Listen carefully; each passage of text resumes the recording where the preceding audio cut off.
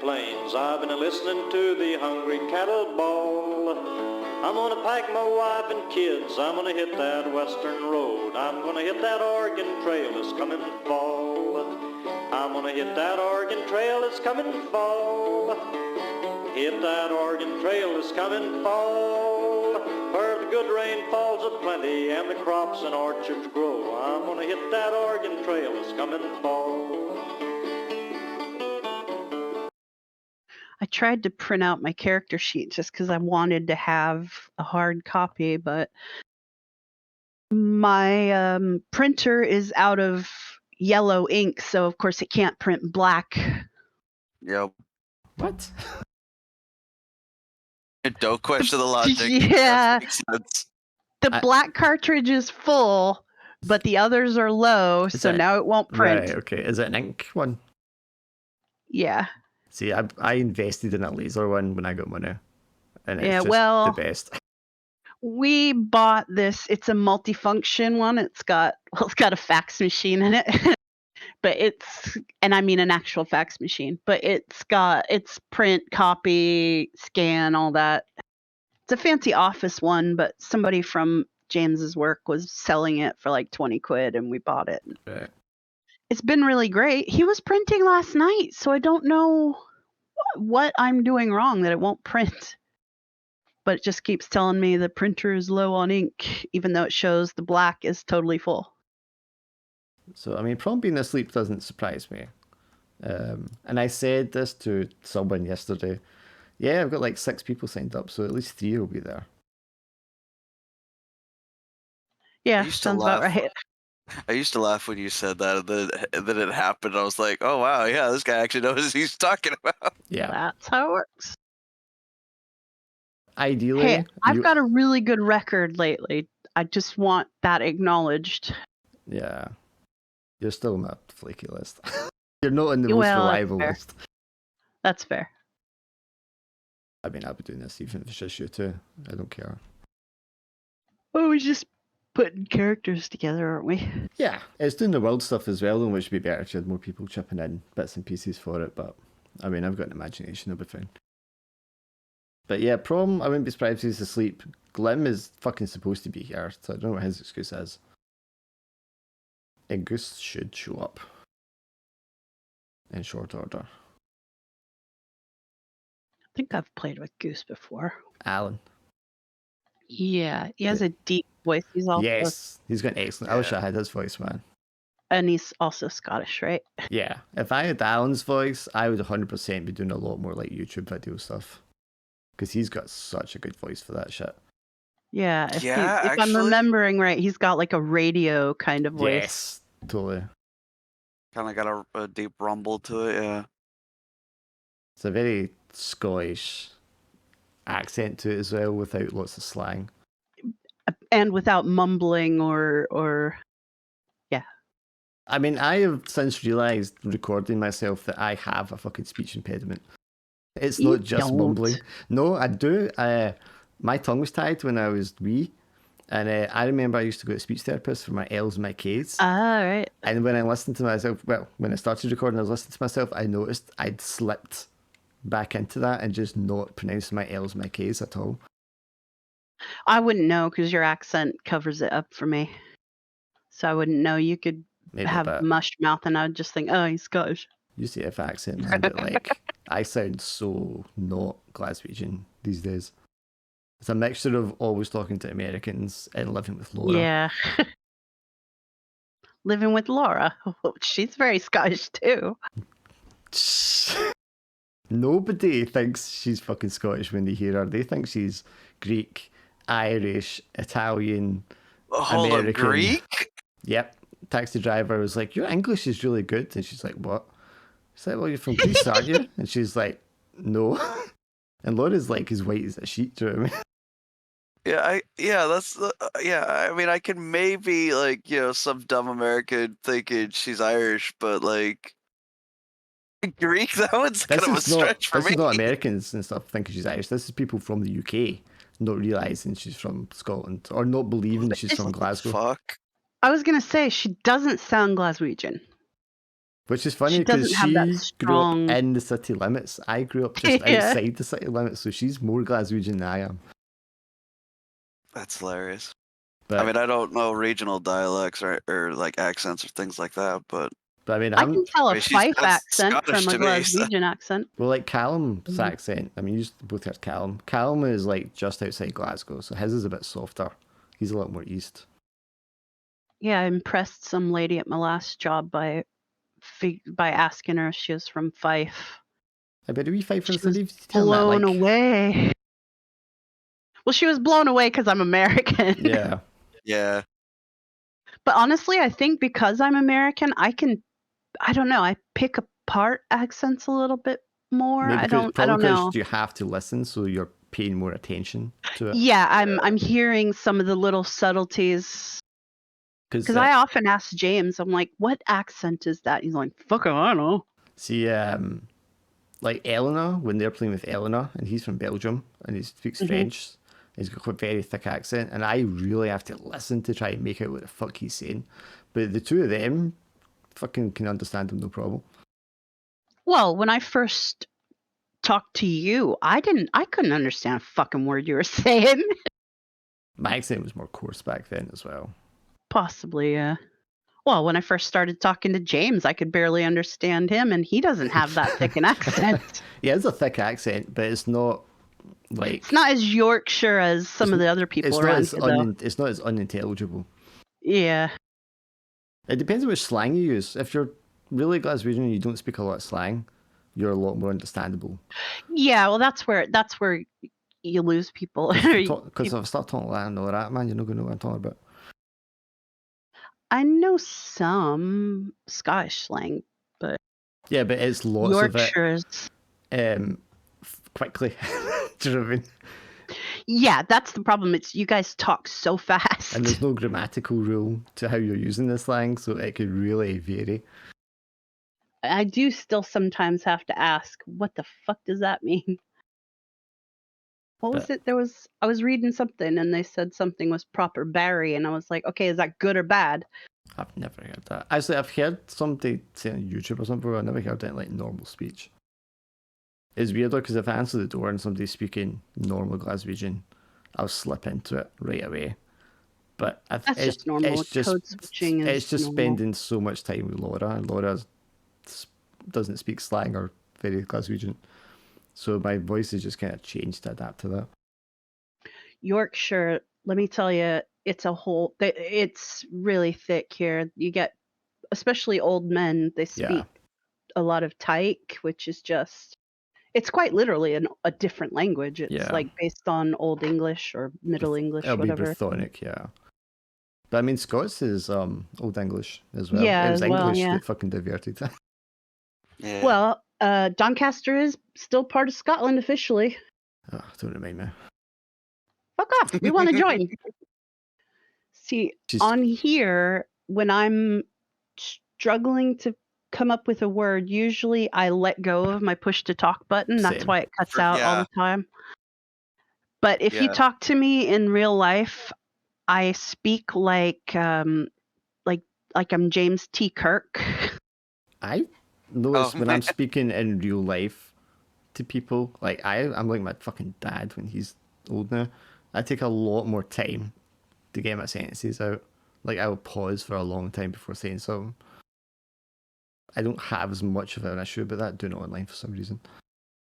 Well, somebody pointed out years ago that I said a lot, and so I really took that to heart and started pausing instead of saying I will mute myself and then I'll go a lot.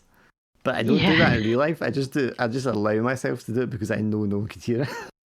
Yeah. I'm a dumb American. I love everybody else's accents, so yeah. If anything, I got really nervous whenever I was doing Keaton's my Irish accent, especially like I feel like that's kind of part why. That's okay. None of us are Irish. We won't know. Well, yeah, I know, but like, still, it's like, oh, geez, I'm doing a European accent. There's at least like 2-3 people here that are kind of around there. They could judge me real hard. So No, we don't give a It's shit. alright. You're American. You're already prejudged, so Yeah. it's not going to get any Yeah. worse for you. yeah, You I've should learned, hear me doing a British accent. I just go straight into Dick Van Dyke. That's all I can do. if I start, the only accent I could probably reasonably do is Cockney. That's all any Americans can really do. blimey. I live with an Englishman and I can't do an English accent. Laura really I- likes Scouse accents for some reason. I don't understand why. I hate Scouse accents. I was listening to what was I watching? I was watching something the other day and it was all Scouse accents. And like, oh my god, I can't watch 2 hours. There used to of be that. a soap opera. Oh, what was it called? And it was set. It was called Brookside, I think. And it was set in Liverpool, so it was all Scousers. And it was like hilarious to watch because it was like watching it with the speed sound turned up. Oh Jeez. my. Speed sound, the audio sound like turned up, man. Well, I have a confession to make. I don't particularly enjoy the Yorkshire accent. No, really. Some of it I like, but a lot of it just people sound kind of dumb, and that's Yep. coming from me, a West Coast American with my monotone surfer accent. Same with the Oh, Brummy kind of accent, man. what's weird though, and you'll appreciate this as an American, Dave, people here are always saying, "Oh, I love your accent." That boggles. I mean, I understand, like, it's basically the same thing as, like, Yeah, when you hear me a saying, British yeah, person, I you're love, like, "Oh." yeah. I understand But it's it's so weird when it's directed at you. It's so weird because it breaks my brain. Like, why? Mine's a normal accent because that's Well, just like yeah, and because it's my thought it's is normal. Everybody sounds mine is American like until you they don't. hear American accents all day on television here. Yeah. Really? But okay. I didn't Yeah, know they that. kept That's making me interesting. talk. Well, yeah, you're not going to watch British TV shows here, are you kidding? Nah, They're shit. British TV is shit. Really? Okay, fair enough. There's Everyone- not that much British anyway. It's all reality shows. Yeah. That's all that you really Oh, get. Everyone no. watches American shows the world over. That's like, fair. You make more TV than anybody else does. Huh? You make Didn't know more that. movies than everyone else does, like combined. Yeah, I don't doubt that, but it is kind of funny Well- whenever I do find a movie that's not been made by Hollywood, and I'm like, oh wow, these are actually kind of cool. Well, You're, hit and miss. Yeah. Some of it's hit and miss, but all that Britain really does for television is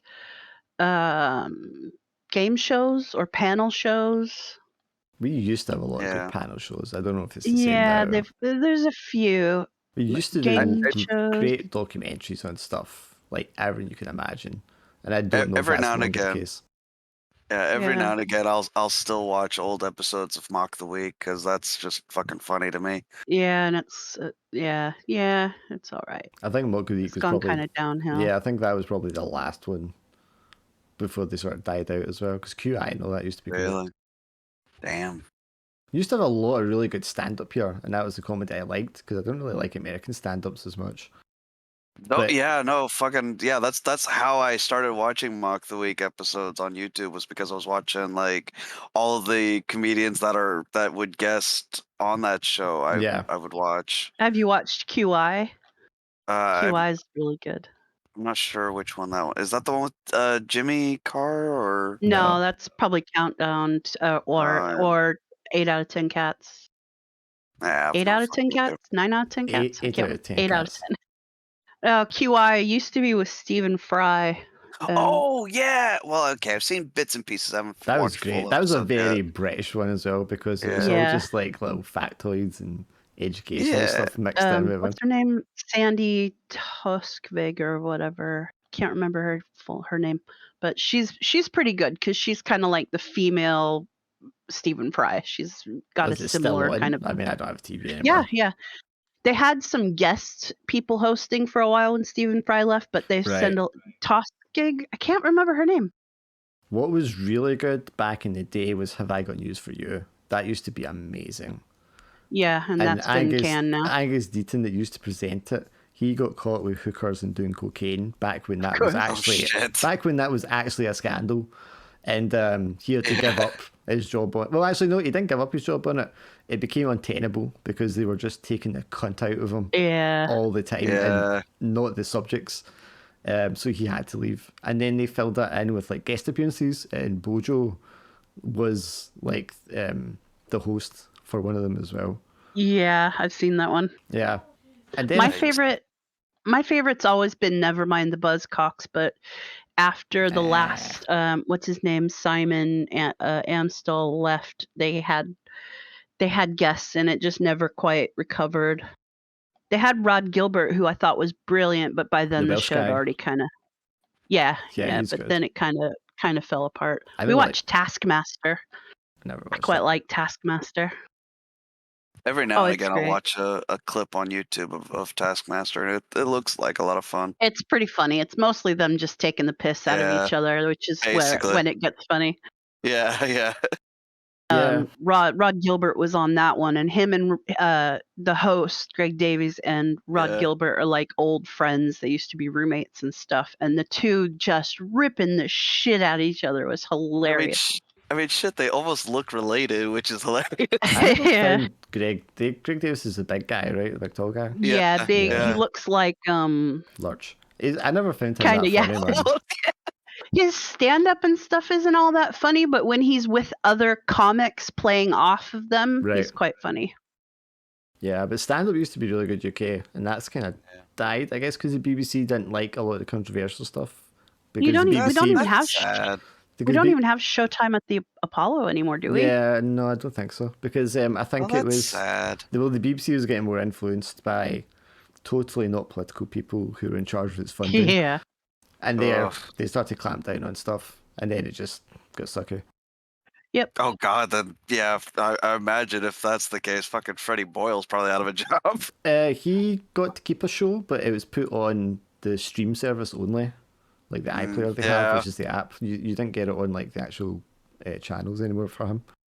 Fair enough. Yeah, you don't see Frankie Boyle on TV much anymore, and he has kind of said that that's partly by his choice because he just wasn't willing to shut the fuck up like they wanted him to. Yeah. No, I mean, more power to him. I mean, fuck, I loved his jokes though. But I never. He's still oh shit, that's bad, but this is funny as fuck. He's hilarious, man. But but the American stand-ups I just never liked as much. I just never found him as funny. I do like Tom Segura. He's fucking hilarious. Oh yeah, I know him. Yeah, Tom Segura. And who's his pal? It's not Burt Kreischer. He's funny as well. Wait, not Crusher? No, not Burt. But there's another guy. He's Tom Segura's pals with. And I think he's also Canadian, although he lives in the States. Fuck, I can't remember his name, man. But they're like funny. Fuck, I feel like I know the person, but I can't picture the face or name. Hey. But they're also let him not speak. Really American. They're like Canadian. Yeah. We have to let Alan speak so we can all enjoy his soothing Scottish radio voice. I feel like I should be doing an advert now. You should do adverts, mate. You really should do voiceover work. You could sell like butter or something like that easily. Yes, I could totally hear you doing an advert for butter on the radio. Smooth Scottish blend. Yeah. Oh, damn, okay. I was laughing there for a second, but damn, all right, I'd buy it. I'm actually trying to get into voiceover work eventually, but... If Johnny Rotten can sell butter... I said this to Laura the other day, Swindle, that you should do like streaming or something, because you've got a very clear, understandable, not unpleasant voice. Yeah. You know what? I'll take not unpleasant. And you have good enunciation. Yeah. That's what I mean. You got a really good, clear, like neutral voice that would come through. And it's not monotone. You go up and down when you speak. And you've got emotion behind it, do you know what I mean? Yeah, that's monotone, yeah. Oh, you ought to see me like tell a story in real life. I get fucking animated. Like you'd think I'm part Italian because I talk with my hands. That's just American. People tell me that all the time, that I talk with my hands. Yeah, I fucking, whenever I tell a story, I include sound effects and I just move around and Yeah, I Like- get pretty animated when I tell Like, stories.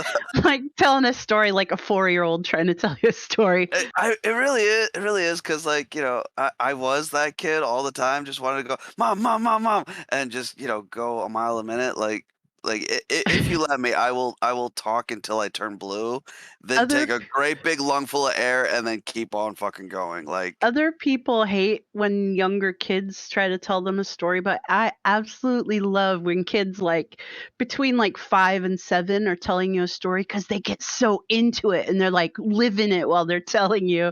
And it's about nothing. And it's about nothing.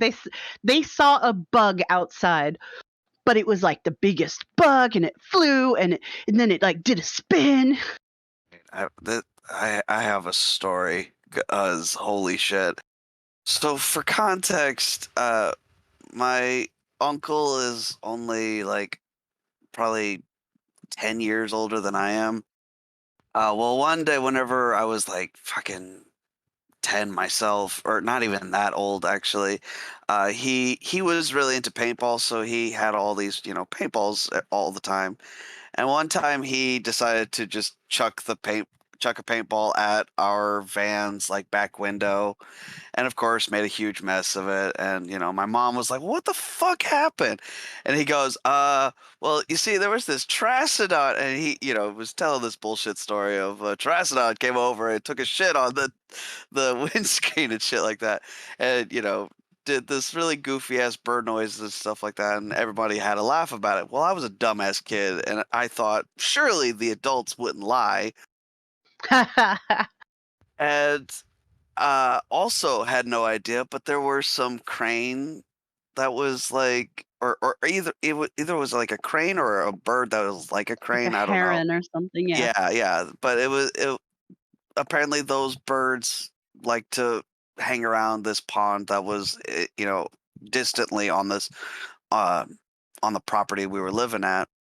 And one day I'm just out on our porch with like a juice box, just chilling and vibing and having a grand old time. And I see in the distance this really big fucking bird take off and kind of fly like loosely in the direction of the house. And immediately my parents tell the way that my parents tell it, it was just dead silence. The sun was shining, birds were singing, and all of a sudden you hear my little voice, like just sprinting down the hall, going, "Mama, mama, mama! Trastodons are real! Trastodons are real!" And yeah, I've never lived that. Adults suck. That's very Yeah, funny, no, right? I still keep getting told like, "Look, Trastodon!" Oh shit! I just accidentally said my name. I actually missed it, but it's okay, it's recorded. Damn it! Oh well, the mystery's over. Well, my name is. I wasn't trying to keep it secret or anything like that, but it was kind of fun having you guys try to guess it. It was a good game. Like, we've continued to spend days, evenings speculating about what it could be. that still tickles me a bit, but yeah. Oh well, I actually let it slip. Who cares? I mean, I was chuffed getting a surname without even thinking about it. Oh yeah, that was actually like really hilarious that you managed to guess it. I'm psychic. Totally. I might kind of be a little bit. Right. I don't know how to respond to that. So I guess prom's not going to be out. Oh, I told you this before there was an after party and I freaked this last night boyfriend out because I was just like spouting shite, just random nonsense. But it was all shit that was like relevant to them. Because I was like, I just see cunts for Kent and all that. And she's like, I'm from Kent. And then I was like, I get in the bus to Penny are you, and all that. And her boyfriend was like, I'm from Penny It was just like quite a few coincidences. And they were just like, afterwards, they were kind of like creeped out, man. They're like, have you been How does he studying? know? Yeah, he's like, have you been studying us or something? Like, no, of course not. Close the door on the room full of CTV cameras and. I don't know. It was in that kind of delirious state where you've been up for 24 hours and you've been drinking the whole time. Yeah, fair enough. So it was just channeling like the universe through my brain. That's funny. Right, so I guess those 3 for now. Yeah. So, what to go over first? I'll go to the map. So this is what is formerly known as the state of Oregon. The setting's going to be kind of Fallout based, but not entirely, because I don't want to get stuck too much to the lore that they've pre-written and all that kind of stuff. Yeah, fair enough. Is everybody familiar with the Fallout universe? Yeah, familiar enough. I mean, I haven't really played one since New Vegas, but yeah, I kind of know how it works. If you play New Yeah. Vegas, The general- you'll know. Yeah, it's The Yeah. general you know. concept. Yeah, so it's kind of retro future. When I played Fallout 4, I realised that the nuclear war doesn't start until 2077. So they're stuck in this 50s retro future aesthetic right up to like 2077. Then nuclear bombs drop. And then I'm thinking we're going to be like 100 years after that is when we're going to set it. Because that's long enough where it's kind of in the social memory, but not for like individuals really. Oh, okay. Got it. Because if you think about 100 years ago to us is the First World War. So you can kind of conceptualize the distance and time there between when we're playing and when the war was. Fair enough. Which makes it kind of more useful. So yeah, and in our version, I'm going to say that Seattle and Vancouver, which are like 150, couple hundred miles north of Portland, they got completely obliterated by nuclear blasts because they had nuclear stockpiles, apparently they do, in that area. So they're like just like glassed holes in the ground. That up there is a complete just nuclear wasteland. Portland got hit because all of the major airfields in Oregon would have got hit. But as a state, it would have been like the least affected by missiles and bombs. But because of the geography and the proximity to the wasteland to the north, I'm going to say you have like fallout storms that will blow radiation and unpleasantness down the coastline, like, and it'll hit Portland and all the coastal cities and towns on the sort of west side of the mountains here. And then because of the mountains here, they shield the inland from that kind of radiation and fallout, so that's going to have less of that. But you're going to get more acid rain and that kind of pollution when the clouds, let out all their moisture when they cross going eastwards. So on the east side of the mountain, it's all kind of dried out, washed out highlands from the acidicness of the rain and the toxic pollution that kind of falls down from that. And similarly, all the lakes and the rivers there are going to be like poisoned and corrupted and stuff. Nice. But Portland City is obviously like the main city there. It did get hit, the airfield particular. But a lot of the city will be kind of standing. There'll just be the inner city will be kind of like rubble and ruins. The other cities are probably not been hit too badly at all. I think Eugene has an airport, so they would have been hit. But again, most of it would be standing. Oregon, Portland has a reputation of being kind of like the weird state, the weird city and all that kind of stuff. So I'm thinking in this sort of timeline, that's going to translate more as this is where all the mutants go, because they're more kind of socially accepted here. Yeah, that tracks. And of course, you'll be the Oregon advisor. I'm from Eugene, so. But setting wise, that's kind of what I'm thinking. And we'll do like factions and locations and that in a second. For the game system itself, it uses D6s. If you roll a 6, that's a success. You need a certain amount of successes to succeed or pass a check. 6s also explode, which means it's not just a success, but then you get to roll the dice again. Gotcha. Bit like a crit. Yeah, hits, crits, however you want to say it, yeah. You got a couple of attributes, and what you do is your attribute is how many dice you roll, and then your skill is how many points you can put into those results to change the result. So if you had 2 points in a skill, and you only had 1 dice in attribute, and your attribute was a 4, rolled a 4, you could use your 2 points of skill to bump that 4 to a 6, thereby making it a success. Right. Okay. And that's how the dice system works, and that covers everything. Cool. That's easy enough. Let me get a handouts here. You've got character sheets there. I pre-filled in some of it. Obviously, this game doesn't come with the Fallout stuff kind of built into it, so I've just added like weapon types to cover the Fallout gear, like laser guns and things like that, and they're just going to be like laser variants of existing weapons. They'll just be rarer to find. There's no cash economy in this, it's just barter, so scavenging is a big part of it. So what we'll need to know, first of all, is how and why your crew sticks together. Like, what kind of crew are you, and why are you a crew? Okay, so we are starting out like already knowing each other. Yes, I think it's just easier. It also dictates what kind of game you want, because it's going to be the type of jobs you take and things you do. I think, are we primarily going for mutants for this one, or are we... I don't know. I don't have any strong feelings at the moment about what kind of character I want to go for, so I'm kind of willing to stick with whatever the general thrust of the group is going to be like. But yeah, that's going to depend who shows up, because Prom was going to be a super mutant, Glim was going to be a ghoul, Swindle here wanted to be a raccoon man, and Shy, you're going to be just a human, right? Yeah. But I mean, if it's just you, if you three are like the core three, that's going to be possibly not a mutant majority. Yeah, I mean, you don't necessarily have to be a mutant. I mean, we're starting out in Portland, which I guess is going to be like a mutant haven type of thing. So you don't have to be a mutant yourself, but, you know, we could just as a group be more tolerable of mutants or something like that.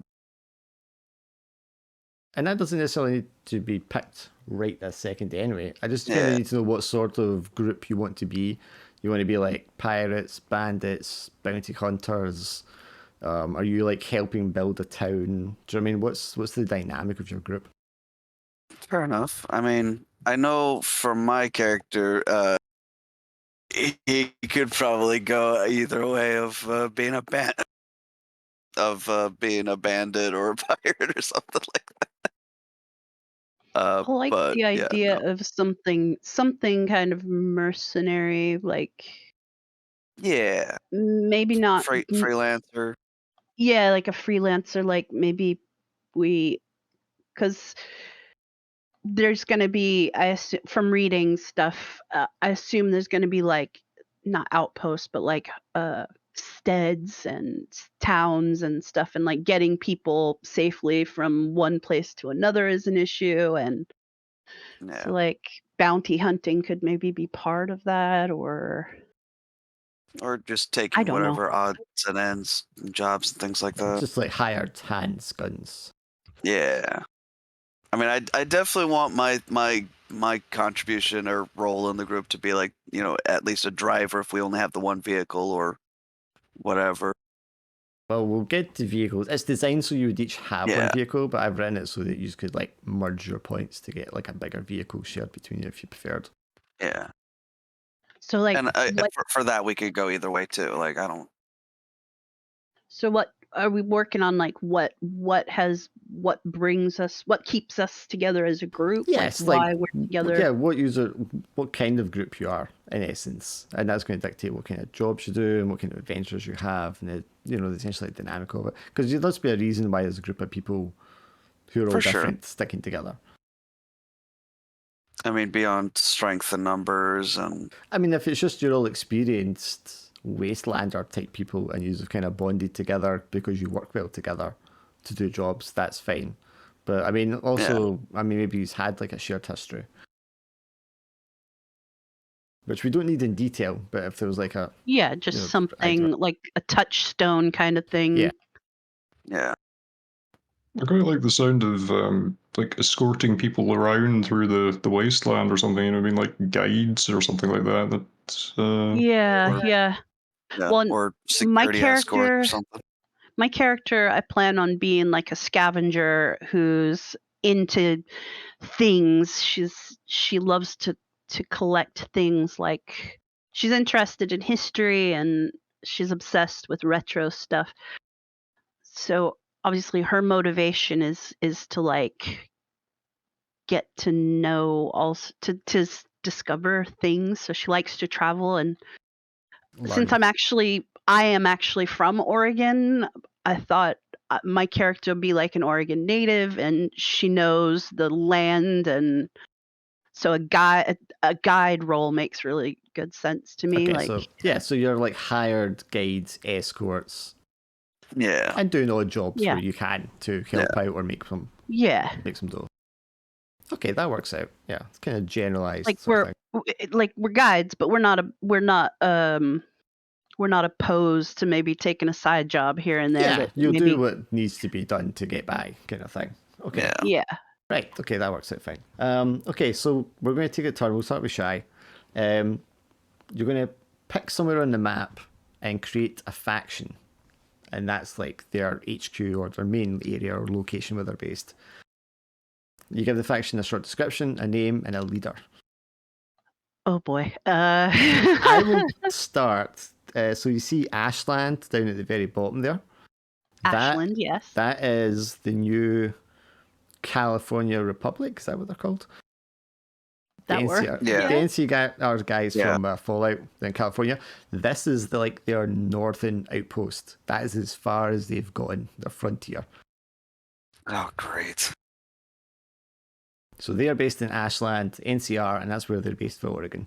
And then you get a leader name. What's a very Californian name? Dylan. Dylan Jackson is their leader. Hell yeah. Dylan Jackson. Okay, I've got an idea. Okay, so who are they and where are they? Okay, Bend. A bunch of they're cowboys. Well, they fancy themselves as cowboys in Bend. The Wranglers. And they... Sorry, they're called the Wranglers, or they are Wranglers? Yeah, they're called the Wranglers. Immediately, I've got New Vegas. I got Spurs, the jingle jangles. I'm just writing down cowboy larpers. Yeah, there you go. That's kind of They're playing at being cowboys. They think they're cowboys and. Okay, and what do they do? What are they involved in? They really don't like mutants, and they breed horses. So they breed and sell horses. They breed and sell horses. And they're super, quote unquote, law abiding. They're very picky about everything by the book. And of course, these are their laws. But sure. And what's the name of their leader? And it doesn't have to be a full name. It could just be a nickname. It's not bad. Dennis. All right, that works. Does he have a big iron on his hip? They all do. Oh shit. Right, Swindle. Who and where? Oh gosh. You know what? Let's. I'm not even sure if it's really the same Salem, but I see the word Salem and I think witches. So yeah, let's throw a weird post-apocalyptic witch cult in Salem. Love it. I can imagine, because it's Oregon, they were all Wiccans pre. Yeah, probably. And that's kind of and twisted. They all kind of after things they flooded to Salem. Wigged out, right? And became because of the name. Yeah, they're not they might not be all completely evil, but they definitely have some dark, twisted beliefs. It's hey, as long as you don't criticize us for it, you could pass through here and do business here, but otherwise, we'll sacrifice you to whatever twisted. They're not necessarily all dark, but if you wrong us, we're gonna sacrifice you. Yeah, not completely evil, just mostly. I don't know. That's the immediate image whenever I think post-apocalyptic Salem. No, yep, I got a good idea there. Who's their leader? Oh, let's just call her the Morgan. Just because. The Morgan? Yeah. All right. Alan, do you want to come up with one? I'm so tempted to say that there should be a group in Albany called the Steamed Hams, but I think maybe we shouldn't go that way.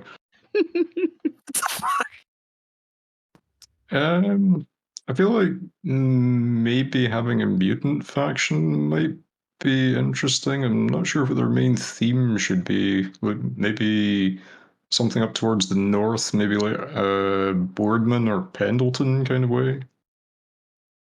Maybe Okay, in the somewhere in yeah. the wilderness between them or something. Yeah, somewhere kind of relatively isolated. Yeah, I mean, Pendleton's out the way, sure.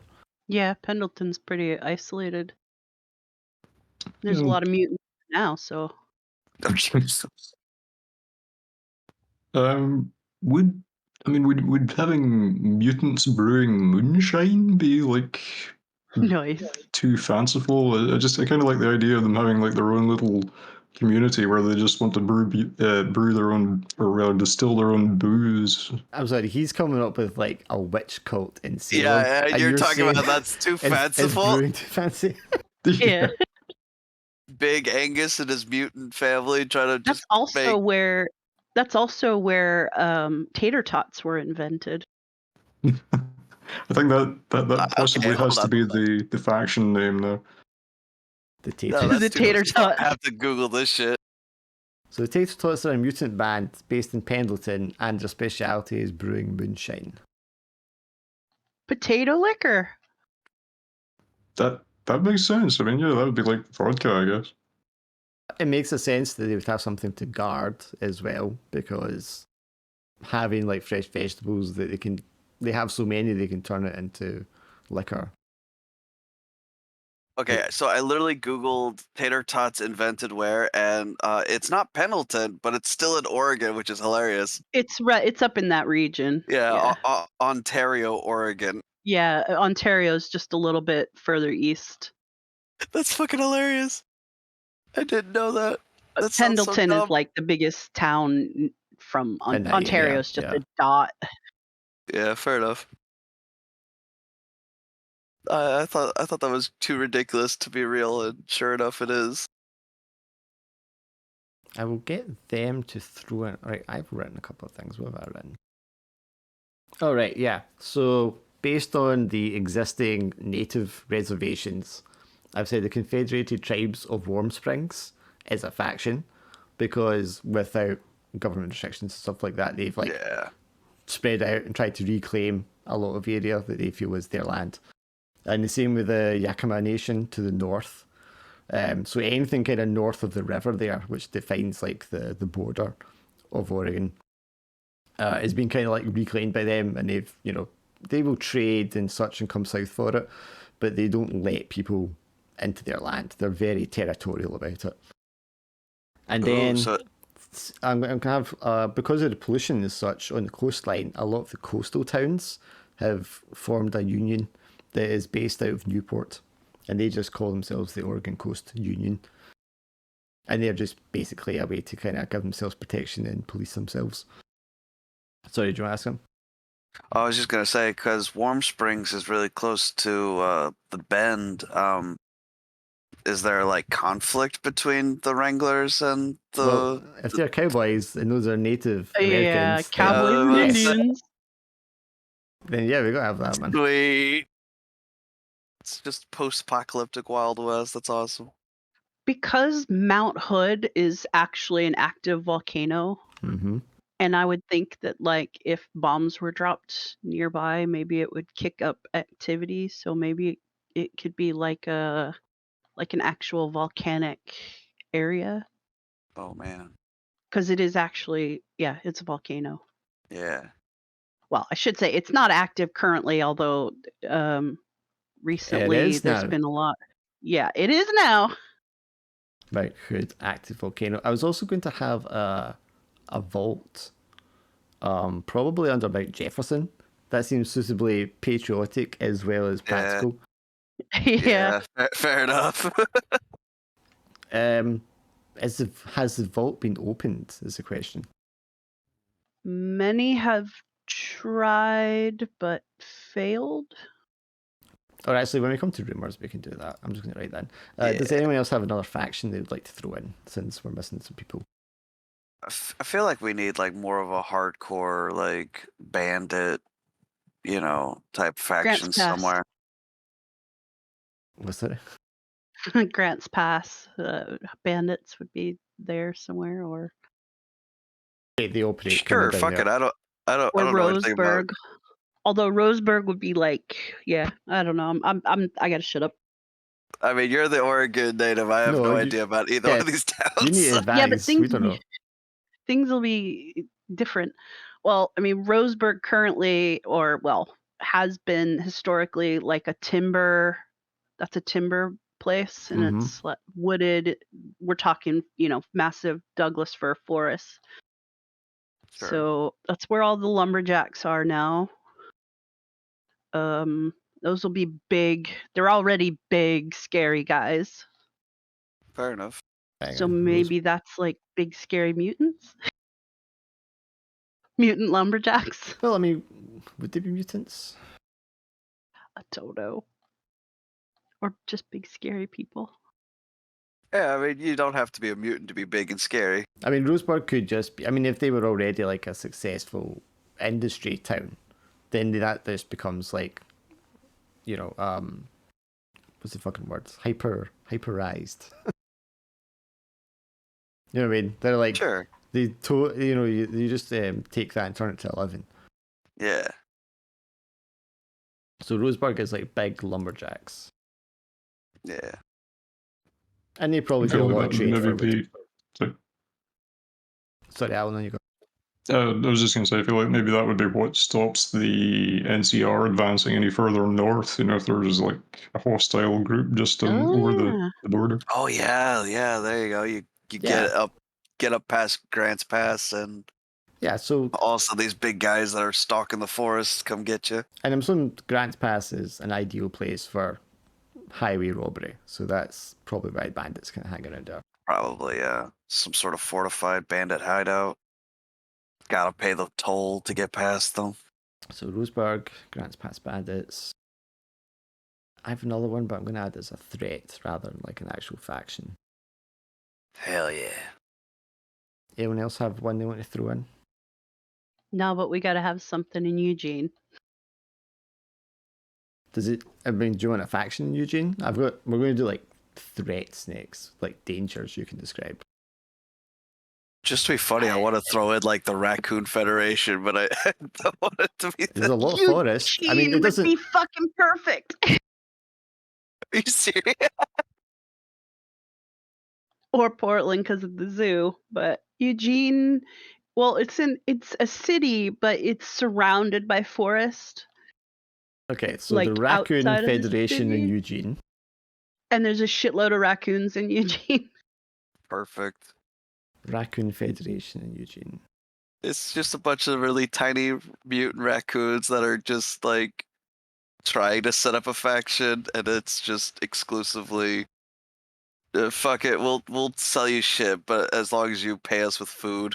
It could probably be if there was a lot of raccoons, and then society falls apart. It's overrun with raccoons to the point where people were just like, "Fuck this! I'm not dealing with all these raccoons anymore." Yeah, just driven out. Most people leave, and then when FEV hits, which is the virus that causes super mutants and mutations, all of a sudden, half those raccoons are like humanoid raccoons.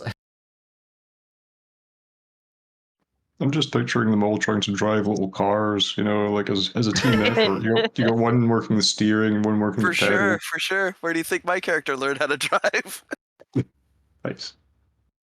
Okay, so now I'm thinking the Raccoon Federation is not just that, but there's also like a highway bandit group that are all raccoons. Yeah. It's still a part of the Raccoon Federation, so just like you have to worry about those damn raccoons from Eugene. Sometimes they'll trade with you, sometimes they'll steal you blind. Yeah, that's gonna be a thing. Okay. Fuck yeah. Okay. I just want to note that like Eugene is known as kind of a hippie town, so maybe like the hippies didn't think much of the animals, they didn't worry about them, or maybe they're accepting of our animal brothers. jeez. Not realizing that the raccoons are like Yeah, like Setting up mutated and well, no, just a sad they're like capitalist society. ruling over them with like an iron fist kind of thing. yeah. Sure. Yeah. Oh, just accept our raccoon overlord. Yeah. All right, so we'll go in reverse order. Starting with Alan, you to describe a danger that you need to watch out for when you are moving around Oregon. Now, this could be something like the environment, the weather. It could be a cryptid or a creature. I quite like the idea of having a creature to deal with. That seems quite appropriate. Maybe like some kind of giant mutant animal somewhere in the mountains. Oh yeah, like some sort of like legendary creature. There's Yeah, like yeah. it has like its own name and So- some myth about it. We already are going to say that we have Sasquatches. They're 100% a thing already. For sure. Yeah. But if you want like a singular big thing, you can describe that for us. I'm just trying to think back to what kind of creatures you actually used to get in Fallout. It seemed to recall there was like a giant scorpion nest early on in the game. Rad scorpions. Yeah. Yeah. Yeah. Maybe like put something like that in the hills between Bend and Grants Pass. I mean, again, that I think might make kind of a buffer between the Wrangler faction and the bandits like further to the southwest. So I will say, although it's not really shown on that map very well, that's actually all like green forest around those mountains as well. It's very dense kind of conifer forests. So on the east side, that's going to be stripped away a lot because of the acid rain and stuff. Yeah, maybe make more sense to kind of put it to the east side in that case. Kind of between Klamath and Bend, more so then, along that road. Yeah, that sounds like it would work. You spelled that wrong. It's Klamath Falls. No N. Whatever, bro. It'll actually just be Klamath because a lot of them, their new names are because like the end of the road signs worn off and stuff like that. Yeah, people just kind of called it whatever. And all the Californians will have come up and they don't know shit. It's just clam. Oh, Clam Falls. I like that. Clam. Bend and clam. Right, Swindle, what's a danger? It could also be something like a disease or environmental thing. See, I'm trying to figure out where to put something that we, because I feel like we've kind of centered around a lot of the cities and stuff like that, but I don't want to put something chock full in the middle of the nowhere where we will never go. Or it could be something that could just be anywhere or everywhere. Yeah, or just kind of like statewide, I guess. I don't know. I feel like having, if ghouls are a thing, then maybe there could just be a sort of omnipresent, like, you just have to watch out where you go because there's, like, you never know where a ghoul might be hiding or several ghouls kind of just shambling about. Right, so feral ghouls, yeah. Yeah, that's what I meant, yeah. They're just a constant danger. Yeah. Then I find, ghouls shambling about the forests a really spooky sort of mental image. Sure. Okay, Shai, what's a danger you need to watch out for? Mutant sea lions all along the coast. Oh my god. That sounds amazing. And possibly a few miles inland. Have they like escaped from a Sea World or something at some point? Some of them are real smart. You just have... Oh no. They just have a lot of sea lions, right? Well, yeah, there's a lot of sea lions wild, and you actually do have to watch out for them now. Yeah, they're pretty fucking vicious, man. Yeah, Well, they're yeah, huge and mean. Yeah, sea lions are predators. The seals are the ones that like will just roll over, flop around if you spook them. Clues in the name. Just west of Eugene and south of Newport is a place called Florence, and there's a massive sea lion cave there. And so in the radius of that would be like where they kind of migrate from, yeah. Yeah. Florence Sea Cave. Okay, I'll make a note of that. What kind of mutations do you think they have? Are they intelligent, or are they just like they're they got some already pretty freaky smart, shit? right? They're pretty smart, as Yeah. it is. So they're really good at problem solving. I don't know what kind of mutations, but definitely they'd be bigger Oh man. and maybe faster. Maybe they've got more developed like limbs or Legs, something, yeah, or something. so they can Oh move a man. little faster. Yeah, so I mean, it's the FEV, which is forced evolution virus. So it's evolution at an accelerated pace. So Yeah. if they evolve to be more sort of land-dwelling creatures, Oh shit. and they become larger and more ferocious, or more great, definitely carnivorous anyway. Yeah, definitely. Yeah, like their teeth are now like they have like fangs and shit.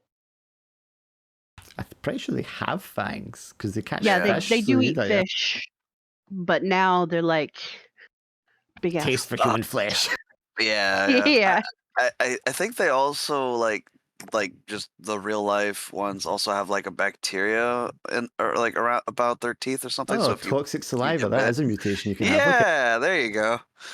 Might as well throw that in there just for Right, fun. we're never going to the coast. Yep, basically.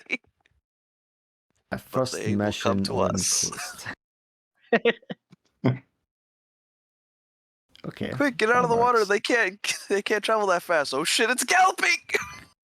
So mine's is going to be the fallout storms, the blowouts that come in from north. Yeah. And this is going to be, I'm just going to roll every time we play for the weather that day. So there's a 1 in 6 chance it's going to be like a nuclear fallout storm. Fuck yeah. And that will change if you're on like the other side of the mountains, because then it'll be like an acid rainstorm. Which, if you're not a ghoul or a super mutant, that's not going to be great for you. And if you can each tell me a rumour you've heard about a location. So my rumour would be there's a vault under or within Mount Jefferson. Oh, that's a hell of a cave. Just thought I'd show like the number of sea lions that Yeah, are it's just a lot, in man. that one place. Oh, that is quite creepy. I'm trying to think what's a Oh, comparable whoa. animal that's like. I'm thinking like wildebeests, but big carnivorous wildebeests is kind of like what they would be. Oh god, that's a terrifying. Because they're herd mental animals, image. really, aren't they, man? Well, yeah, I mean Sorry, they do that- gather groups. That just came out of my genuine fear of sea lions. Well, thanks. Now we gotta deal with it. Right, rumors. Yeah, and it can be an existing location, or you can just invent a location. You can put down like a little village or a landmark or something if you want that to be a location. I mean, again, I'm maybe pulling from New Vegas a bit much, but I always kind of liked the, there was that mutant cult that worshipped disused rocket base. I thought maybe having a rocket base somewhere in the mountains. The children of Adam. Yeah, that was it. Yeah. Children of Atom are in Fallout 3 as well. They worship a bomb. Yeah. Okay, so a mutant cult that worships a disused airbase or something? Yeah, like a rocket base or some kind of experimental thing like that. Or it could be a missile silo. Yeah. Yeah, I like that. With an unlaunched nuke in it or something. Oh, one that they tried to launch, but it like jammed or something, so it's armed and just like nice. sitting there ticking away. Yeah, but the cult doesn't know about it. Oh shit, we could have a megaton situation going on. I like that. That's a good one. Oh man, that would be great. Yeah, other rumors. Yeah, And it could be something that can open up something that's potentially useful for you guys later on to investigate as well. yeah. Trying to think. I kind of want to. Fuck it, I'll go with my initial instinct. I want to put something on Mount Hood. Like, yeah, it might be a more dangerous, active volcanic area now, but I don't know. I want to put something there, but I'm not quite sure what. Like maybe not a vault, but like a cache of like military technology, maybe, or at least rumored to be there. Okay, like some so weapon. right, so there's rumored to be some military treasure of some sort. Yeah, some old tech military Maybe like thing. some old scientific Like a research like an station or out something. yeah, Yeah. but military, like some type of military science place. Yeah, that works. That Yeah. makes sense too. Push Swindle into volcano. Okay. Basically. I don't know. I hear volcano. I'm like, I gotta put something shiny there. Okay, Shy. What's a rumor you've heard? I'm also going to throw in one. You've heard rumor that there is a super mutant army coming in from the east. Oh shit. from the east. Okay. I was trying to think of things that might push us out toward the east. Yeah, it's not a lot out there. There's not a lot out there now. It's all desert and stuff. Yeah. But I mean, that makes the ideal place for something secret and tasty to be. Yeah, like a brand new settlement or uncontacted tribe of survivors. That's it. There's rumors of like a tribe or a homestead of people who have remained largely unaffected. There's rumors of some kind of I don't want to say a mecca, but it's some place that's been hardly affected by the whole apocalypse. Like a safe zone, Yeah, Nirvana but type. hardly nobody really has seen it firsthand. Yeah, some kind of sort of Nirvana place, and my character super interested because they will definitely have like retro stuff in good shape. And It's that's run by like descendants of doomsday preppers and shit like that. Yeah. And where is that? I mean, obviously they don't know exactly where it's supposed to be. What kind of region it's supposed to be in? I'm Just gonna in the mountains? say like in the Ochiko Valley, which is like right under where it says Ochiko Mountains. Yeah. Where it says mountains. It's like a mountain valley. It's in the mountains, but there's a valley. Ochiko Yeah, Valley. right there Okay. is good because there's a waterway right there too. Right. Well, actually, up right under the eye in mountains. All right, I see right in there. nested down the mountains. Okay, great. Yeah, because then there's water nearby, but not close enough that people coming on boats are gonna ever And presumably see them. it's hard to get to. Yeah. Yeah. Gotta climb the mountain sides or some shit. But yeah, descendants of like doomsday preppers, so they basically survived almost unscathed. Okay, so maybe like they were like you said, like a prepper enclave society. They'd set up there like prior. some kind of a doomsday cult kind of place that were already insular and yeah, and supposedly they were so prepared they must have survived, and if they haven't, all their stuff's there intact. Exactly, yes.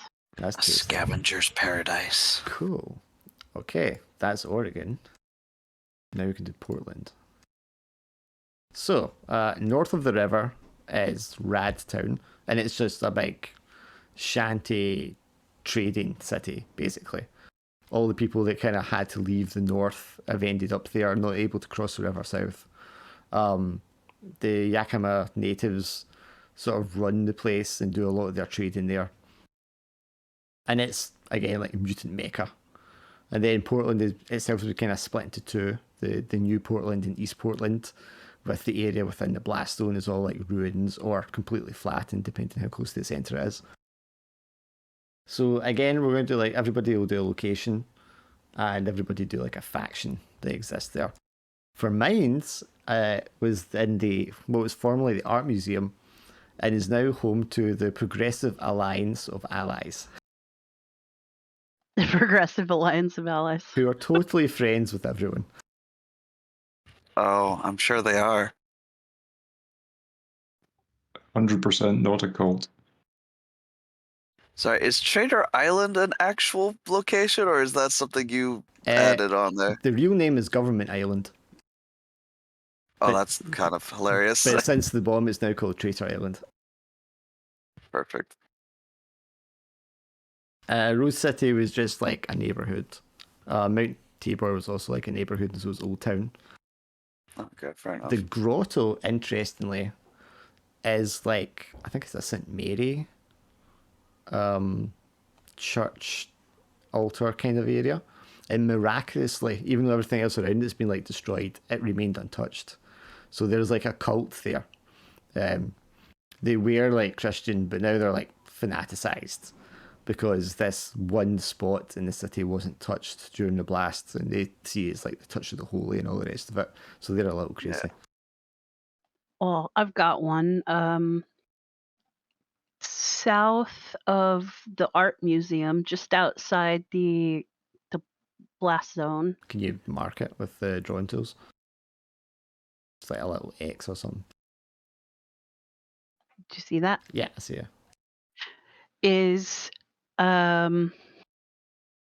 the former site of Powell's Books, a huge bookstore, really well known in the West Coast. It's now the enclave of like a bunch of historians and like, what would you call people that just collect knowledge? I think historians is the right term. People who like store and research it. Either that, or Yeah, if you want to people- get fanciful with it, you could call them scribes. Yeah, like Archivists. archivists. That's Like the your word. husband. Yeah. Yeah. Yeah, it's where all the historians and archivists have like created or are attempting to create like a collection of books and knowledge and history. I'm not sure what to call them though. I think Lim was going to do something similar to this, yeah. I feel like they would use the name Powell's or Powell in some way because Is that it's P-A-L-S? Powell. Powell. But it could have been bastardized over the years. Pals. Okay, yeah, I'll play around with that. And I'm assuming that they must be fairly well resourced in order to protect that as well. Yeah, it'll be like an big armored sort of outpost kind of thing. Yeah, because you would probably have people who had militaristic Books are very expensive. Well, not just that. I mean, you would also me and Glenn talked about this. Like, you would definitely have someone doing that, and then they would be like hiring people to go out and find books and stuff like that. Man. Yeah. Okay, that's cool. Yeah. Is there any like pre-existing lore of about Sunnyside? Oh. No, I don't It's know. just a neighborhood. I like the name. It seemed The very neighborhood. Fallout. Fair enough. All right. I'm gonna fuck it up then.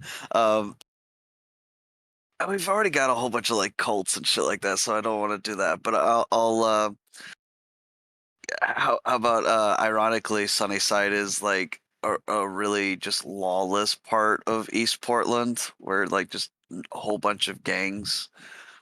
A lot of the settlements, gangs, and criminals and outcasts kind of go there. A very violent place. Yeah. So you get this like just like the whole neighborhood's just on fire, but there's still the sign where it says, welcome to Sunnyside, and someone scrawled out, Totally, Sunnyside totally. and wrote hell or some shit. Like, it probably used to be a really nice like neighborhood or something like that, but now that's where I think Sunnyside is like the kind of not an upscale, but it's like the suburbs kind of right now.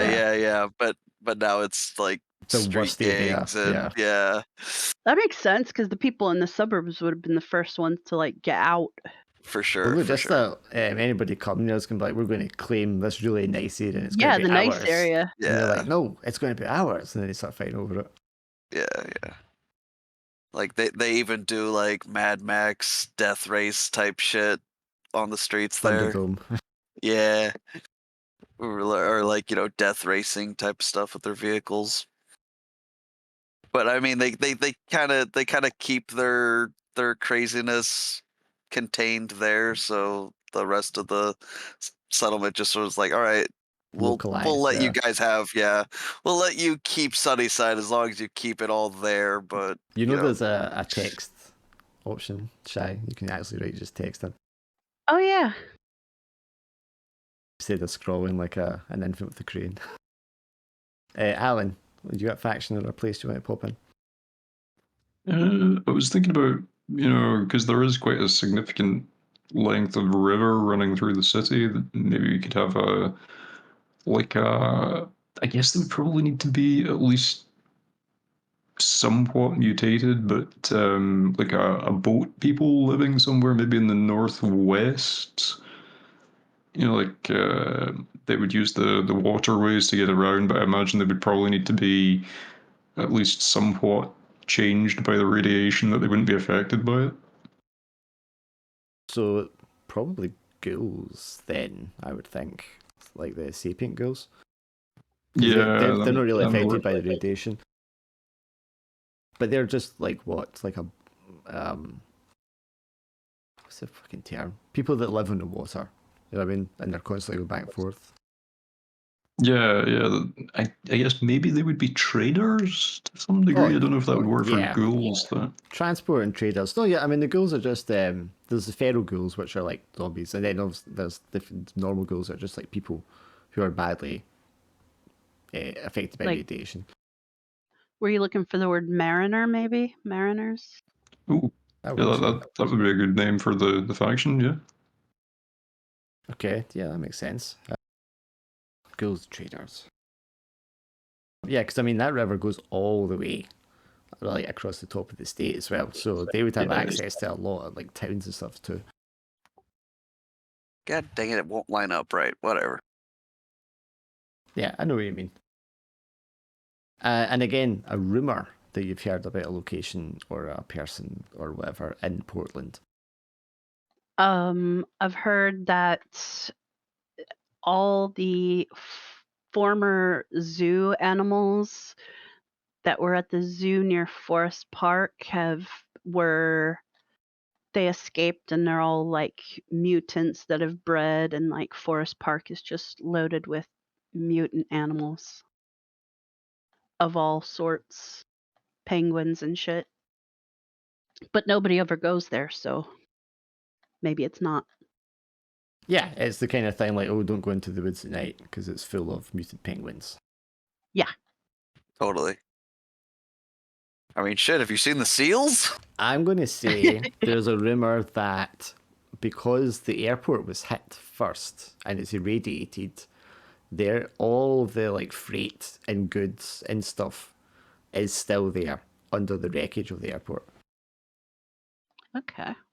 Sorry, I didn't catch the last part. All the freight is all what? The freight and goods and stuff that was supposed to be transported from the airport is still there because a big chunk of it would. The people talk about how it's stored underground and things like that, and therefore even if the blast hit it, it would have been largely protected. So if you could just get in there somehow, you know what I mean, there would be untold riches to be found.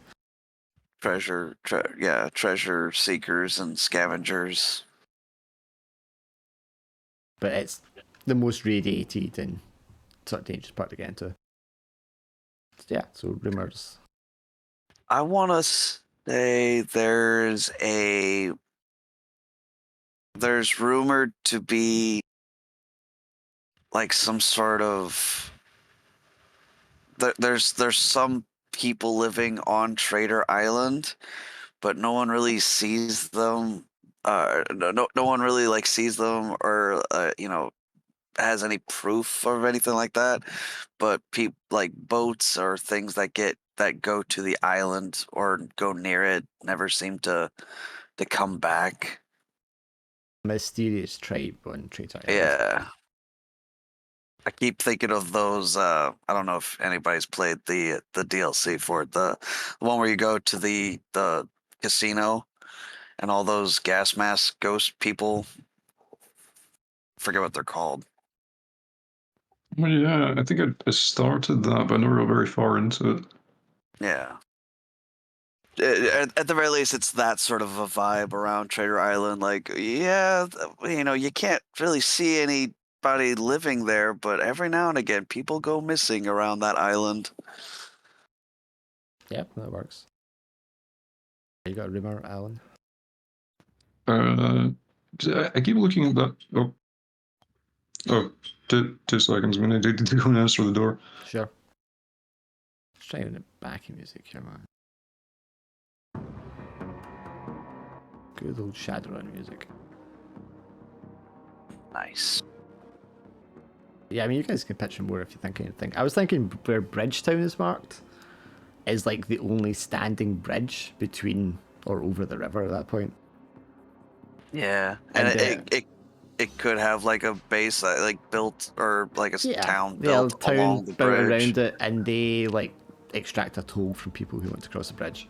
For sure, it acts sort of like a I guess like a border checkpoint between the.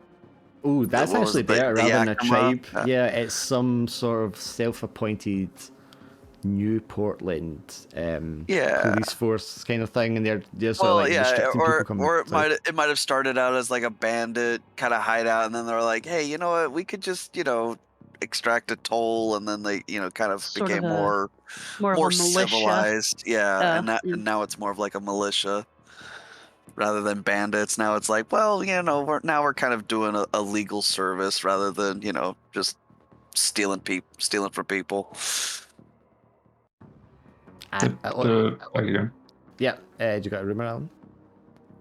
Yeah, I keep looking at that little patch of, I guess it must be like a little park or something up just outside the blast radius on the northwest of the map. I was thinking maybe there could be tales of like a crazy old lady that can see the future. I feel like that's maybe a bit generic, but okay. Yeah, no, actually, that's actually really great. An oracle, that'd be awesome. Like she speaks in complete nonsense, but maybe there's something in what she's saying. Yeah, like maybe she's predicted some sort of like tragedy or something, like Yeah, like maybe there's evidence that some of what she says is actually coming true. Nice. That's actually that's a great one. That's rough enough, I can tell that. I'm surprised we've gone this far and nobody's mentioned Brotherhood of Steel. Well, it's not technically Fallout. But also Brotherhood of Steel is kind of whatever. I mean, we have the NCR. They're bad enough. Yeah. Maybe Bridgetown. Maybe it could be the Brotherhood that runs Bridgetown, or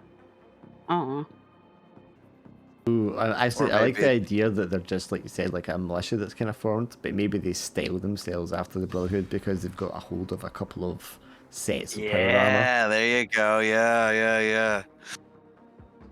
They attack some Brotherhood of Steel type shit, and then now they're all big and bad. So militia, Brotherhood, LARPers. Yeah, there you go. There's a lot of people LARPing in this universe. Well, which also fits Portland. Yes, it does. Okay, so which faction, it can be on the big map or it can be on Portland, is your group on good terms with? The Raccoon Federation. Actually, I'm down with that. Since we've got a raccoon in our party, we're a lot more tolerant because maybe we've learned a bit about them. They're not trash pandas. They're lovely people. Yeah, we're trash gremlins. Get it right. Okay, so you're on good terms with the Raccoon Federation. Who are you on poor terms with? The Californians. Yeah, fuck the NCR. So you want to be on poor terms with the powerful militaristic guys to the south? Come on, they're not that powerful. I'm more afraid of Caesar. Or the sea lions. Or the damn sea lions. Okay, that's the world building.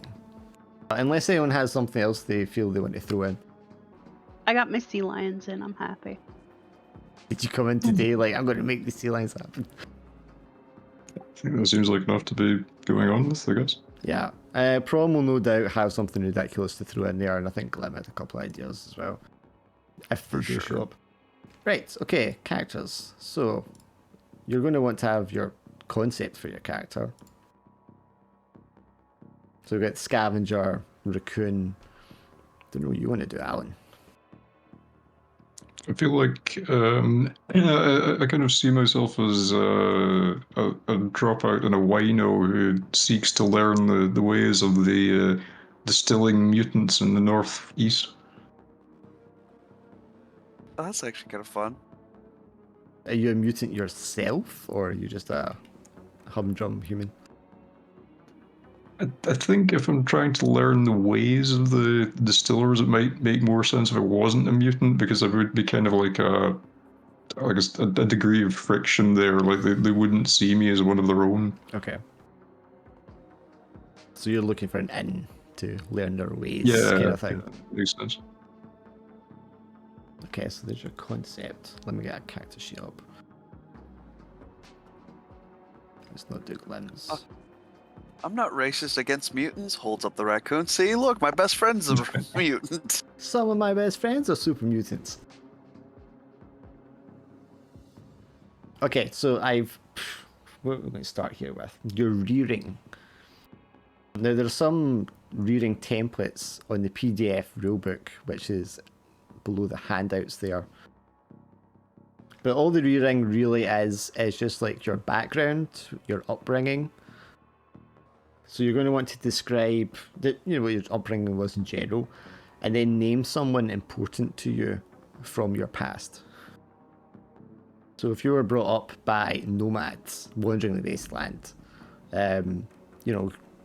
somebody that was important from your past there, maybe someone who found you after your parents died, or something like that.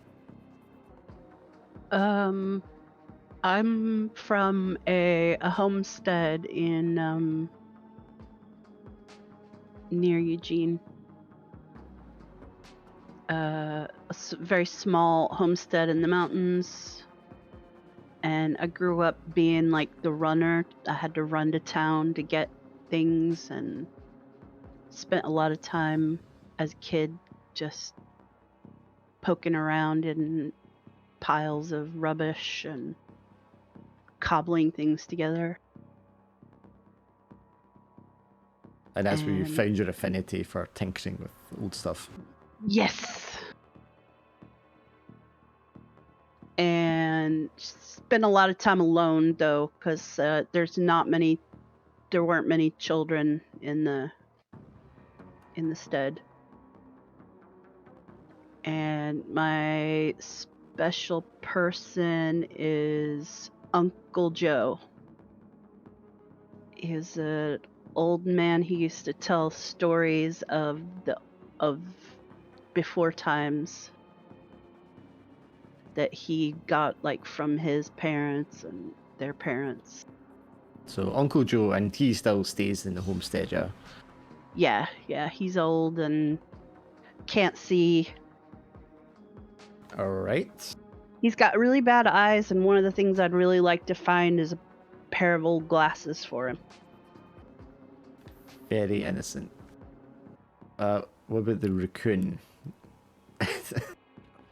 I feel like feral is probably the best kind of rearing for me.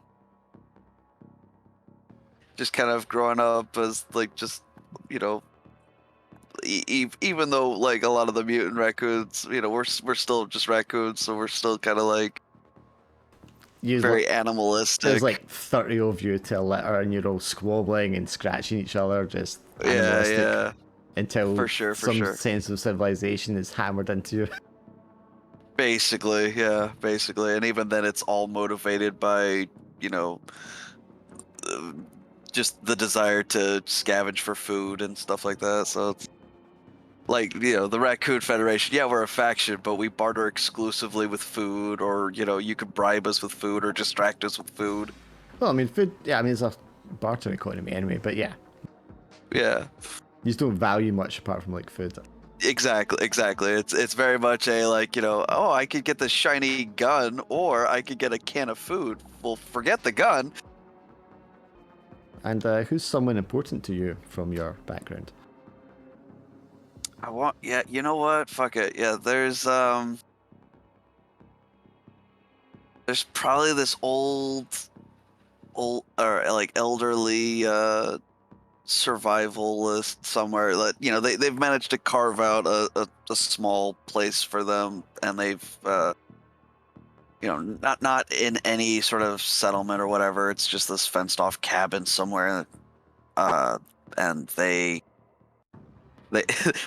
probably not far away from Eugene, and they've they grow their own food, and sometimes they'll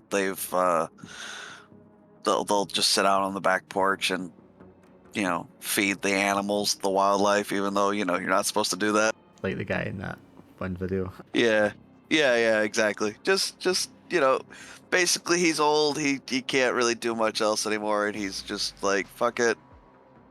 I'll just spend the rest of my days feeding the wildlife and just being happy. What's his name, or what do you know him by? Because I know you love doing names. Yeah, you bastard. How about this? I don't know his name. We just, we've just always called him the snack giver. What page do these readings start on? 23. So 25 in actual. Oh yeah, technically 24 on the Roll20 thing. Just looking. Yeah, so I mean, we're not going to, you don't need to stick to them strictly, but they're just there to give an idea as a template. Yeah, I haven't put anything down other than feral. Yeah, so which reading would you like to go with, Alan? How do we switch back from the town map to the county map in the editor window? Oh, I need to do it for you. I'll do it in a sec. All right, okay. Thanks. So I was just trying to remember what the town names were. I mean, these are obviously like the main towns. Yeah. Smaller little villages and stuff. Yeah, I was thinking about maybe styling my guy as being someone from like one of the coastal towns, maybe Astoria rather than Newport, so it's not just like a massively big population center, but I feel like it would be from like kind of a hard living area where they like make money by trapping mutant sea lions, but it's like incredibly dangerous, and so like there's quite a high mortality rate, and everybody drinks really heavily.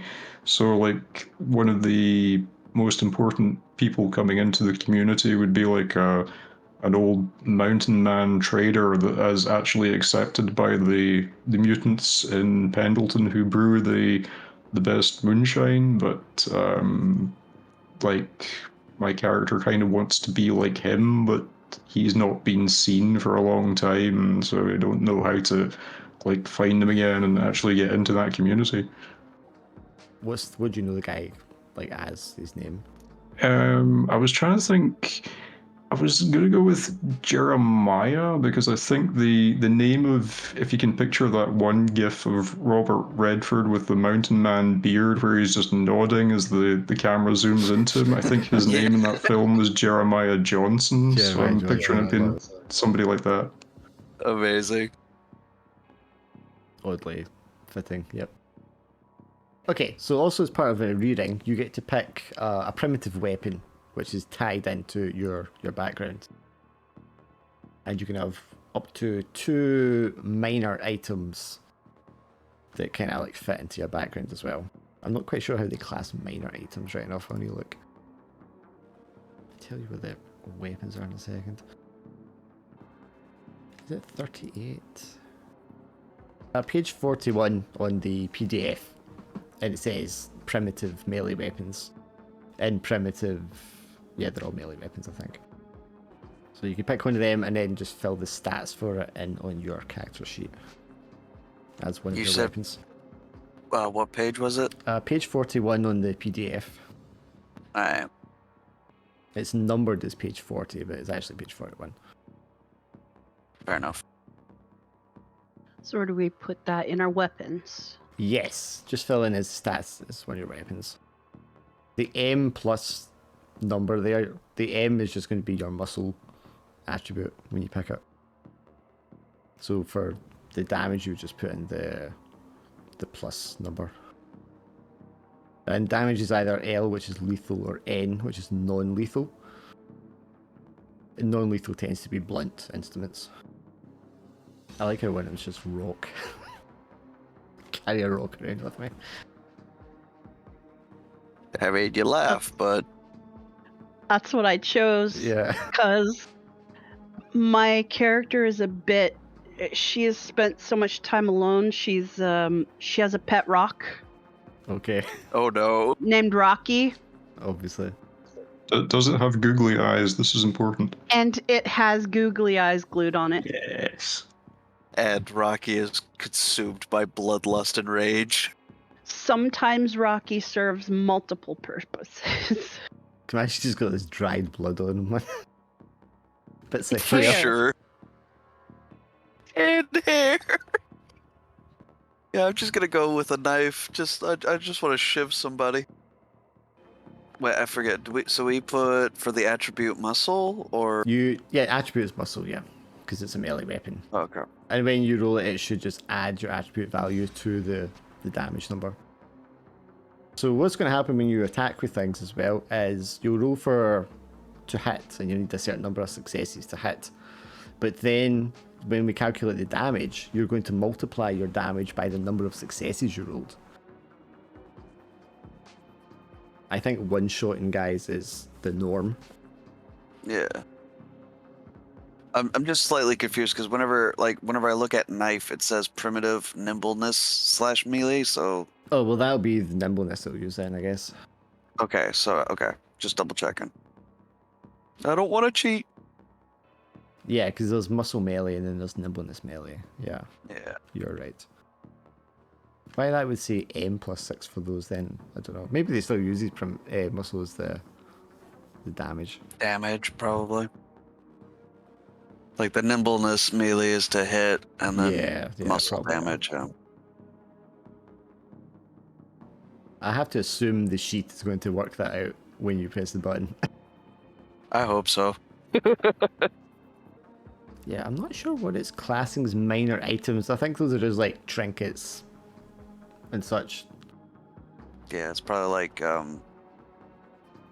just flavor Baseball or items. something like that sort Yeah. of thing. And things that if you could think of a way to use it, you can, but it doesn't really have like a mechanical. Yeah, just a minor thing purpose. that may come in useful, but it's not got like stats or anything like that. Yeah. I mean, for your pursuit, when you pick that, you do get to pick like the tools of your trade. Mhm. So yeah, I think it's meant to be more like personal trinket possessions or something. Yeah, it does say knickknacks or minor items appropriate yeah. to yeah. And as well, you'll get one roll on a scavenge table of Nice. a suitable one of your choosing. Now it can't be the military scavenge table, but the other ones are antiques, apparel, automotive, farming, foodstuffs, housewares, library, lawn garden, medical, sporting goods, and tools or industrial supplies. I do actually love the scavenging tables because if I recall correctly, even apparel, you there's a chance that you can roll like 1d6 underwear. Like, There is on the medical one like toothbrushes. yeah, which is great. You can start with like just utter garbage. Oh yeah, but I mean it can it trade makes sense it. because like the barter, yeah, you trade it. Like, oh, you got some bad teeth. Well, luckily for you, I have 20 toothbrushes. So I mean, with the scavenger, I don't know if you want to randomly roll for a table because I was kind of, since you're scavenging everything in your background anyway. Because I actually did a random table to pick as well if you want. If you're one shy. I do the random table. Alright, so if you go to I don't know what the tab's called. The collection tab. And it's got the decks and it says rollable tables. And there's a rollable table called scavenge tables. Or I think it should show it there for you. I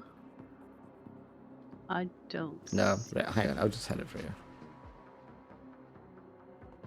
Literal garbage, that's not good. Sporting goods, okay. Okay. Sporting goods, page 59. Medical, military, sporting goods. Okay, so if you could roll a 2d6 for me, Shy. So 5 and then 4. And then could you roll another d6 for me? So you have 2 bicycles. 2 bicycles, okay. Just whole ass bicycles. That's what it They says. could be like folding bikes or something. Would you lash them together as some kind of cart arrangement? Yeah, they're there, yeah. I'm guessing foodstuffs is probably what the raccoon would roll on, right? I mean, I'm happy to roll on whatever. I don't care. So you want to roll 2d6? I Yeah, feel like fuck it. since food is a valued thing, that's probably what you've got. Yeah, but I could also still use tools and things like that. I mean, I will always want to pick the food over anything else. But Yeah. So yeah, let's go with that. You'll get another roll in the next one, Emma. Might be more useful. 2d6. You said 2d6, yeah. Oh So boy, that's a 2 and a 1, and then if you could roll a d6 again. already starting strong. You have 2 bottles of red wine. Ooh, nice. I'm gonna get drunk. God, which one suits Alan's? So you're like a hard-living homesteader from the coast. Yeah, I was wondering maybe sporting goods? Sporting, yeah, we can go with that. Have you roll 2d6? Hmm. Do we need 1d6 as well? Hang on. 3 and a 1, and then, yeah, d6. Oof. So you have 2 water canteens. Well, That's valuable. That's useful, yeah. I mean, I would trade for the water with my wine, but I want to get lit. Okay. I think my character would probably be happy to trade for the water for the wine. And like I said, if you've got a couple of knick-knack trinket items you want, you can have those as well. But then you're going to pick a pursuit. So your pursuit is like your current role, specialization, whatever. Again, there's a list of them in the rulebook. I definitely want to go road warrior. That makes sense. Could you also then, if you're road warrior, tell me someone you've pissed off recently? Oh yeah. You know what? I kind of want to say I pissed off somebody in one of the bandit factions. Let's do Hellside, or Sunnyside. I pissed off one of the gang leaders in a race. He says I cheated, but you know, and maybe I did, but I still won. Is this nasty bandit leader got a nickname? Let's just do Rot Gut. Okay. He seems pleasant. Yeah, he's a very, very nice guy. And Shine, you were going to be a scavenger, right? Yes. Who did you piss off recently? Some mutants at a barter town outside of Portland. I might have swiped something of theirs. Will we say in Biggs? Sounds good, yeah. Because I imagine Biggs is just a little bartender wherever it's not a big place. Yeah. Okay, so you pissed off mutants there. Yeah, small band of mutants. I stole a CD. Oh, now you gotta tell us what CD it is. It's just an AOL install disk. Well, to be fair, you kind of did them a favor. This must have been There's really loads valuable of 'em. back in its day. Yeah. How did it survive till 2077 and a nuclear, apocalypse? I've seen a few of them. I'm collecting them Oh, because crazy. they make really good like reflectors to hang in the gardens to keep things away from. Amazing, yeah. Did you not see your... Oh, you wouldn't have, Alan. I was thinking your character sheet, you can't see yours yet 'cause I haven't assigned it. Ah, okay. But you should see it there under Goose. You should be able to edit it now. Cool. I'll have a look in a second. Just looking through the options for pursuits at the moment. Which primitive weapon did you take, Alan?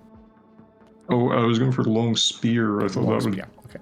probably fit with the character background. Totally. As long as your pursuit, you'll have like your standard clothing that you can wear, and a set of basic tools to enable you to do the thing that your pursuit kind of specializes in. I was thinking, given the nature of the community I'm coming from, maybe Wastelander would suit for my guy. Okay. You're a Wastelander, and who have you pissed off recently? Probably someone in the main settlement that I'm from. I think that would probably make sense if I'm, like, maybe offended one of the traders that like buy the sea lion pelts from us. That I have to kind of go outside and look for other work because I can't get the actual pelts sold at the moment. So you've pissed off the chief pelt trader in Newport. What's his name? Or her name? See, when it comes to like writing clothing and stuff, it doesn't really give you space for on the character sheet, guys. There's a bio section. You should be able to just like write anything you want in there. Oh, you mean the bio and info tab? Yeah. Okay, fair enough. I think I'll go for making the pelt trader a gaudy but powerful woman called Scharnhorst, because I remember thinking that was such a weird name. I remember coming up and... Do you remember the old cartoon Cadillacs and Dinosaurs? Like the kind of vaguely evil governor woman was called Scharnhorst. I'm kind of picturing her. I vaguely remember what you're talking about, but I don't remember the villain or anything like that. Yeah, I'm not even sure if you would say that she was like a definite villain. She was just kind of like an antagonist, but not necessarily evil, which I remember thinking was kind of interesting. It's not often somebody brings up like an old cartoon that I can barely remember, but that is definitely one. I always used to like that one. Yeah, and like I said, you all have like your clothing garments and a set of the basic tools to do what your thing does. I'm not sure what the basic tools for a Wastelander might be. Maybe like a compass and map and stuff like that. Yeah, that would probably make sense. Scavenger, what would you have? Would you have maybe like a rad detector? Yeah, for sure. Some kind of like a Geiger counter. Geiger counter, that's what I was looking for, yeah. Or a metal detector, maybe. Yeah, that would be. I think the road warrior, I mean, I don't know what your tools gear would be, but I think you would definitely have light armor. Yeah. For the scavenger and Wastelander, I mean, you could have light armor if you want. Or you could have no armor, it's up to you. I mean, it kind of fits, you would have armor, given what you do. And that can be in the form of whatever you want it to be, just like, if it's just like a breastplate, or if it's like bound leathers, or sports gear that's been adapted, or something like that. And as well as that, you each get to pick a weapon of your choice. Which, it can't be a heavy weapon, but it can be any other kind of weapon. And again, those are in the PDF. Right. I think they start on page 39. I still love how trebuchet is an option. For the vehicle or for the person? It's a heavy weapon, anyway. Yeah, no, it's a heavy weapon. But also it can be a vehicle weapon too. Yeah, it makes sense in a vehicle at least.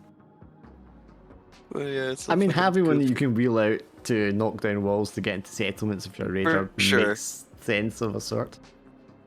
Yeah, but definitely not something you can take with you into You'd have to a break it dungeon or down, something. rebuild it every time with like a team of people. Yeah.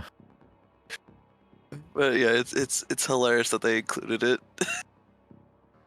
I would assume unless you're going for a specialization, you're going to have a firearm as your weapon. Or your main weapon, yeah. Yeah, because I've already got a knife, so I might as well. And the reason I wasn't using the... Sorry, Shai, you go. No, go ahead. I was going to say, the reason I wasn't using like bear, rearing, in pursuit templates fully is because I think it's a little restrictive when it comes to your skills and stuff like that. Because I'm just going to give you the points to put wherever you want for your skills. That's cool. Fuck it, I'm gonna take a nail gun. There we go. A raccoon with a nail gun.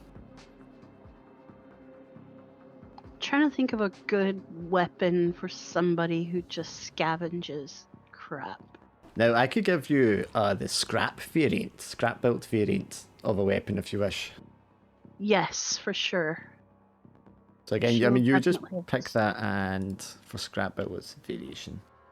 It's the same as a regular weapon, same stats and everything, but when you fail, it could break. It's going to break, yeah. And then you'll have to get time and materials to actually put it back together again. But of course, that makes it easier for you to modify it later if you want as well. Oh, I kind of want a crossbow, but yeah, it'll definitely be something that's just sort of cobbled together. Yeah, bits of scrap metal, cable wire or something. Yeah. With very nasty looking arrows, I guess. Yeah, just bits of whatever will fit on something straight. Tetanus ammo. Yeah, basically. Yeah, just pieces of random metal, rusty. Yeah, crudely cut into shape. I'm just wondering if I should put that down as like a light crossbow, or maybe a crossbow. Whichever one you want to take out. Small one. I'll do the crossbow pistol size one. That makes more sense. Would I get away with taking a medium rifle, or would it need to be a light one? As long as it isn't under the heavy category, you can take it. Yeah, I think it would. From reading the description, I think it would probably make more sense for someone doing hunting and trapping to have a medium one than a light one. So I was thinking going with the medium. Yeah, that makes sense. And once you've got your weapons, you're going to pick a vehicle. So I'm going to say you have 15 points each to spend on a vehicle. So that is giving it stats and giving it like add-ons, upgrades. You can take flaws to give yourself extra points, but you're going to have to put 1 point into each stat for it anyway. So you're only going to get 11 out of those 15 points to actually spend on the vehicle. Damn. But what you can do, you could merge your points with another player and get a bigger vehicle and give it more seats. I mean, I'm alright with doing that. I always like, regardless of what we do, I see myself being the driver, so I'm either driving my own little car or I can drive a bigger car if everybody wants to do that. Vehicles start on page 46. I like one of the options and the type on the character sheet for vehicles is a unicycle. Is it really? Yeah. So it has a bunch of templates again with stats. You can just like ignore that. You can just like describe what your vehicle is and then give it the stats to fit. Yeah. It's got a guide for what a vehicle of a certain size should be and what kind of stats it should have. So since I got 2 bicycles, can I add those to my vehicles? Yeah, I mean they're just bicycles that you have. They're separate from your vehicle. Okay. Just wondering if these stats apply to those. I mean, I'm pretty sure there's a difference between a motorcycle and a bike. Yeah, I'm not sure like bicycles even come into like the vehicle categories because they're not motorized. Because they'll probably be using your stats rather than the vehicle stats for anything.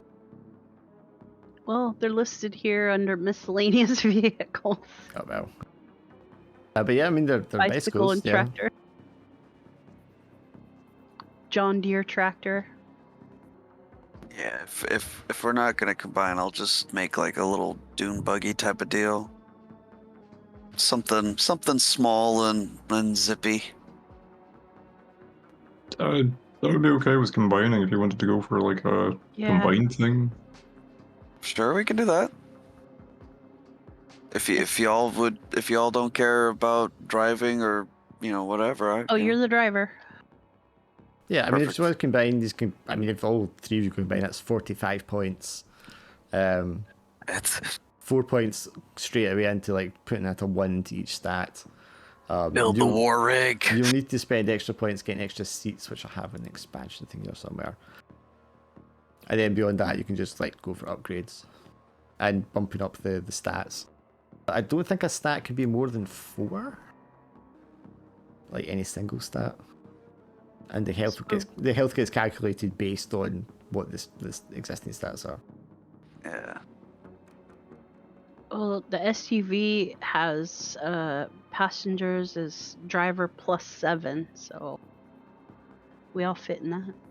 Aye, but that's the built one. They're all like using different amounts of points to determine their stats and stuff. All right. I mean, we could still say that we're doing like an off-road SUV type of deal. That's one of them. Yeah, if you tell me how many seats you want, I can tell you how many points it'll cost. Okay. Yeah, why not do the SUV, just the driver plus 7? Okay, so 7 passengers is 2 vehicle points. Okay, that's not bad. And if you're all sharing it, just all write the same vehicle stats.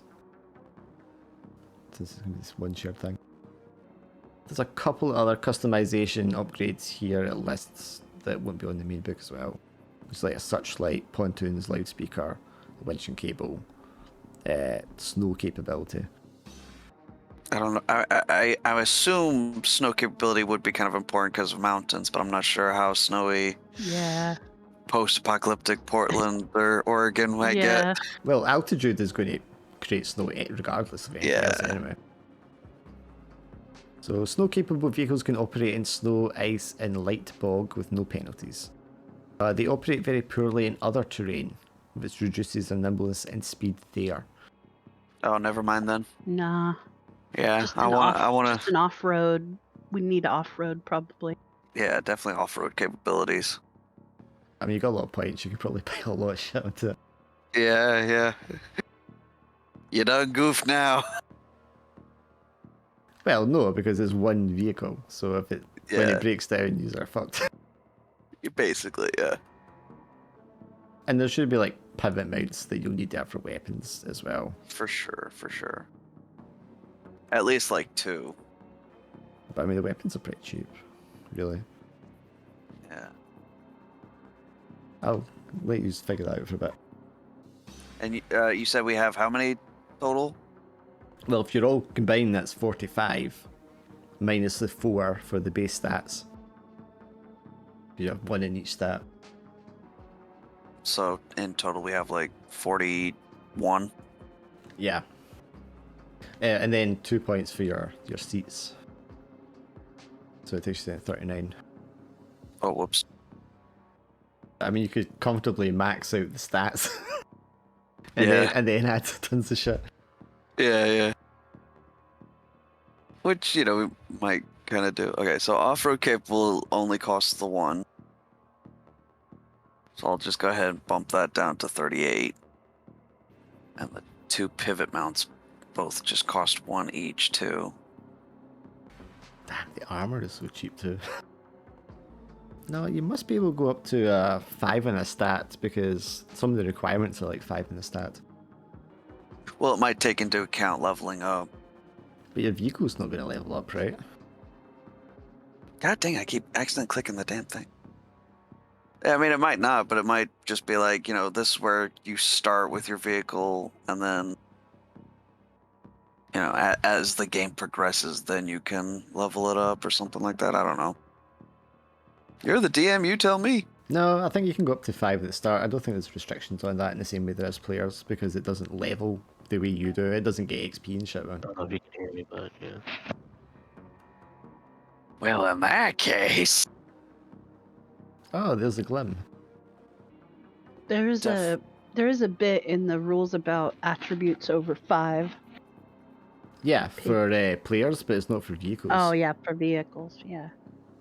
So I definitely want to spend another point for increased nimbleness. I mean, don't let me just buy everything. Like, if you guys want to do stuff too, I mean, it's your points too. I'm not too bothered with the car. I've got bikes. Fair enough. She says until you get shot off the bike. Yeah. Yeah, That's the the line, bike gets immediately destroyed. The damage can be quite high, so your character can die. Like, the lethality in this game is pretty high, I think. Yeah.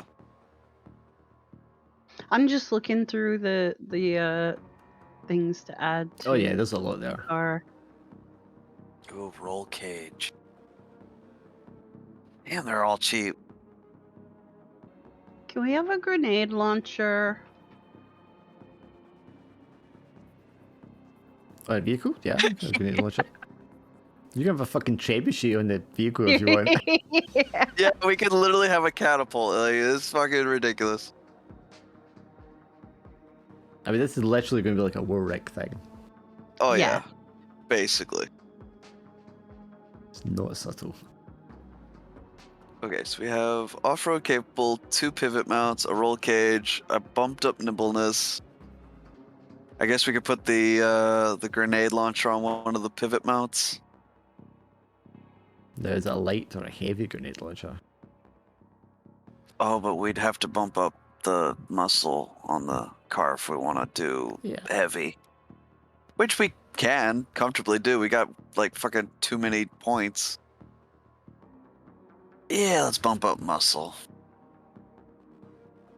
Oh shit, I haven't been updating the point total. What are we at now? Would we start with 41? Yeah. So, you started with 1 in each of the stats. You're bumping muscle up to 2, right? Yeah, the nimbleness and muscle. No, nimbleness is also up to 2, okay. Yeah. And then passengers are at 7, because that's 2 points. Yeah. And then we got off-road capable, 2 pivot mounts, and a roll cage, which I think all cost like 1. All right, and on the pivot mount, you want a grenade launcher. Are you going? And you're going for the heavy grenade launcher. Yep. Which does cost 3. So you start with 41. That's 11. So you're down to 30. This is still Jesus. a lot. Definitely want. You're going to bump toughness. You're going to bump the toughness to speed up by 1 each, right? At least. Yeah, probably. Might as well. I definitely want this thing to be fast and nimble, but I, also like so it's tough. That's 28. Yeah, so now all of our stats are at 2. Do we have armor yet? You do No, for not our yet. vehicle? Should we have some armor? If you have muscle 2, you can have medium vehicle armor, which would cost 2.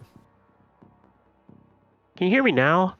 Yes. Oh, yeah, hi. Jesus Christ, man. You were muted. Do you realize that? No, my soundboard was acting up. I heard you okay. when you first came in, but then Yeah, I couldn't hear you guys. I was like, damn. Right. Did I miss it? No, we're just They're doing doing the- character creation. Yeah, they're doing the vehicle just now. All right. Is it all right if I join or? Yeah, What? sure. All right. So character sheet or what? Yeah, if you go and open up your character sheet, I'll grab this thing and tell you what to do for it. Where is it? In the Roll20, you'll see it under the journal. Oh, Roll20. Yeah, this one actually has a character sheet.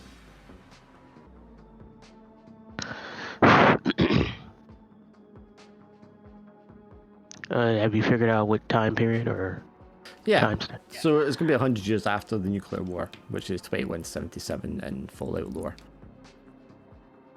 Oh. The baseball was a thing. Haha. Yeah, it would have been a thing. And the area north of Oregon, the coastline, is going to be like a decimated nuclear wasteland. You're going to get like storms blowing south along the coast that brings pollution and radiation. On the east side of the mountain ranges, you're going to get like heavy acid rain and toxic pollution on that side. So we did a few like factions, like the NCR, some bandits, mutant groups, stuff like that. Really? California Republic. Yeah, the NCR had like their northernmost frontier town in Ashland at the very south of Oregon there.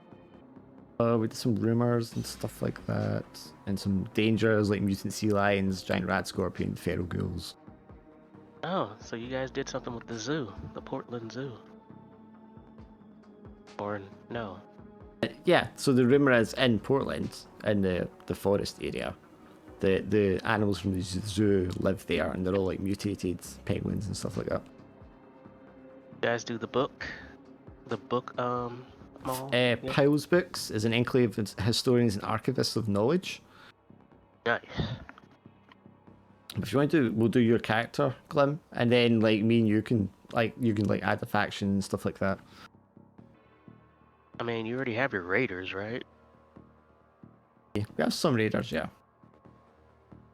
So there's a raccoon road warrior gang on the highway. There's a mutant raccoon federation that lives in Eugene as well. Oh my god, what are they called? The Raccoon Federation. The Raccoon Oh, Federation. come on! Get creative! No, that's fine. It's perfect. And then there's Come on. A trash gang? Come on! And down at Grants Pass, there's like a bandit group which guard like the highway pass down there. Wait, what is the raccoon group name again? I want to remember. Raccoon Federation. They're in Eugene. There's a band of mutants called the Tater Tots in Pendleton. There's a witch cult that lives in Salem. There's a group of would-be cowboys called the Wranglers in Bend. There's the Warm Springs Nation, Confederated Tribes, they're Native Americans, and the Yakima Nation. Down the coastline, all the towns are part of the, what's it called? The Oregon Coast Collective. Or Oregon Coast Union. Yeah. So. And then we did a couple of ones in Portland City as well. Cults, gangland area, the Mariners, which are ghouls that live on the river.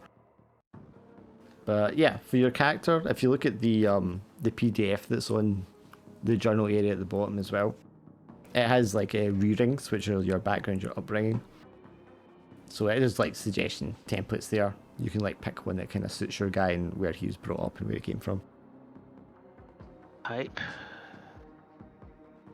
Type what? The reading, it's called, is your upbringing. Oh, it's vehicles. Readings are on page 24 on the PDF. Concept. Shit. Concept.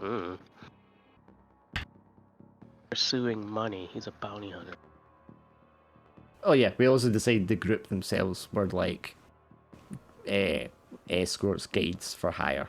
Also doing like odd jobs for whoever will give them stuff. Rearing? Yeah, it's your background, your upbringing. There's some templates in the PDF, like I said. All I need to know is which kind of upbringing suits you, and then who is someone that was important to you. Alright, PDF. Creation here. Yeah, if you want to look through that, and if you guys want to decide on your vehicle, I'm going to go feed my cats. Yeah, no worries.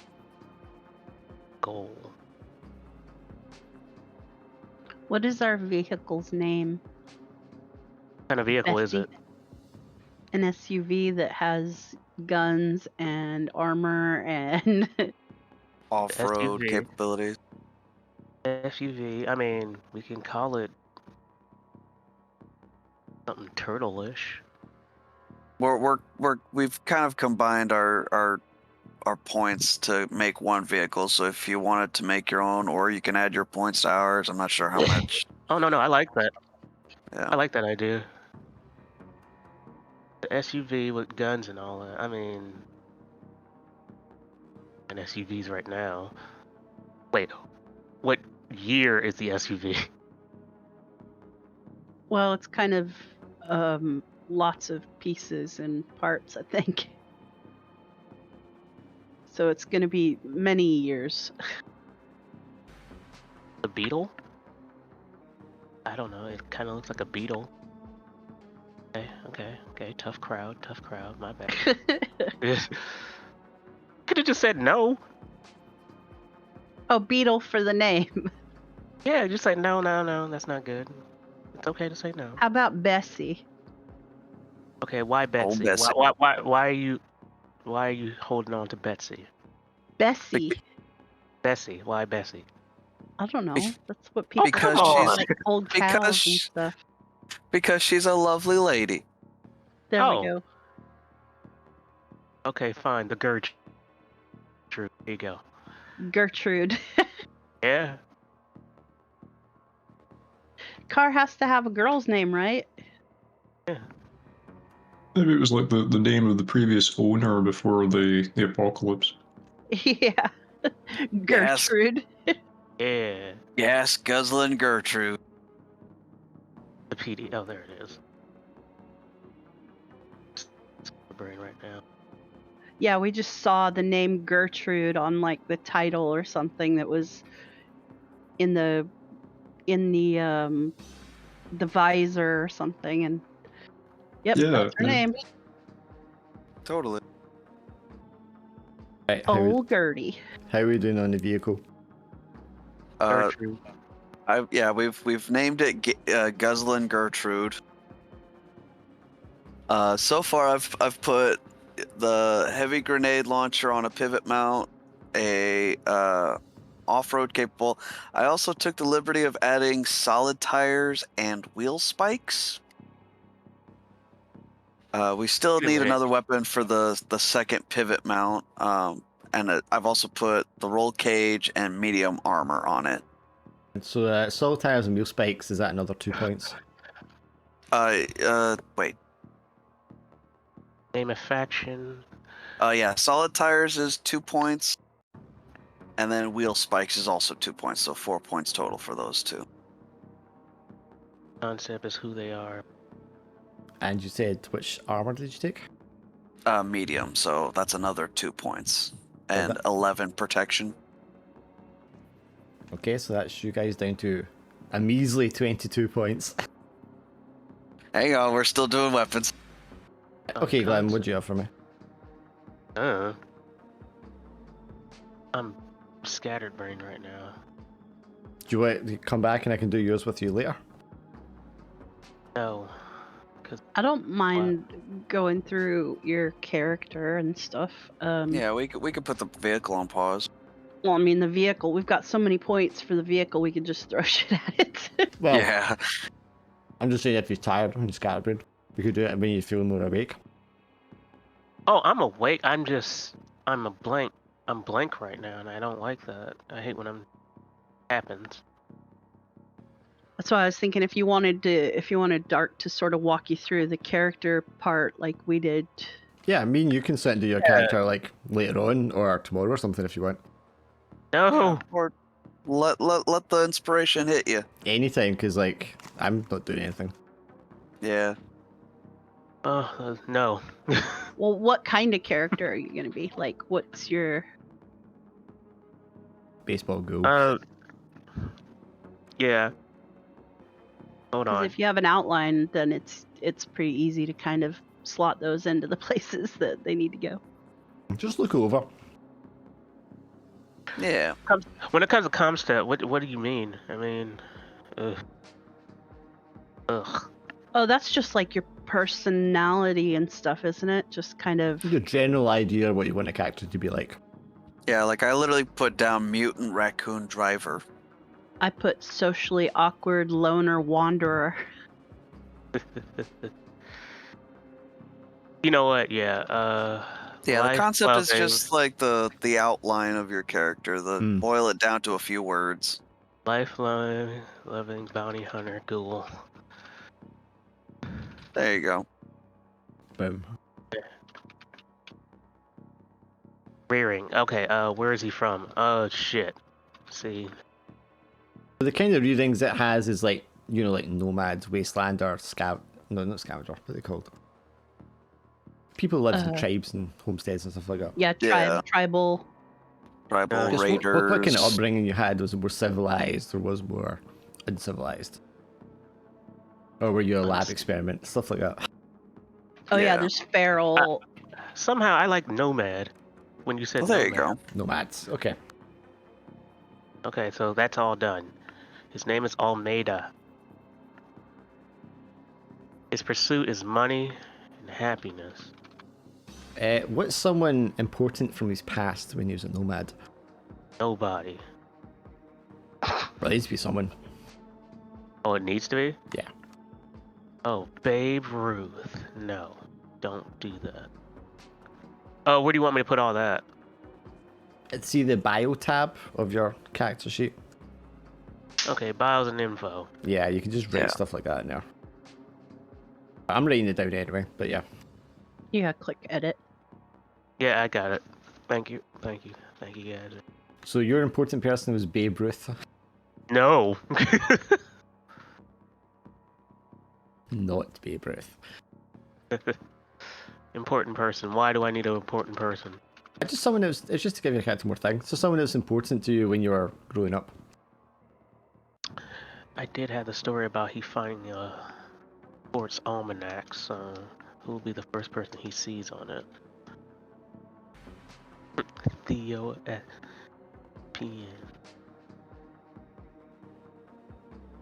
Most important person. Shit. Hello?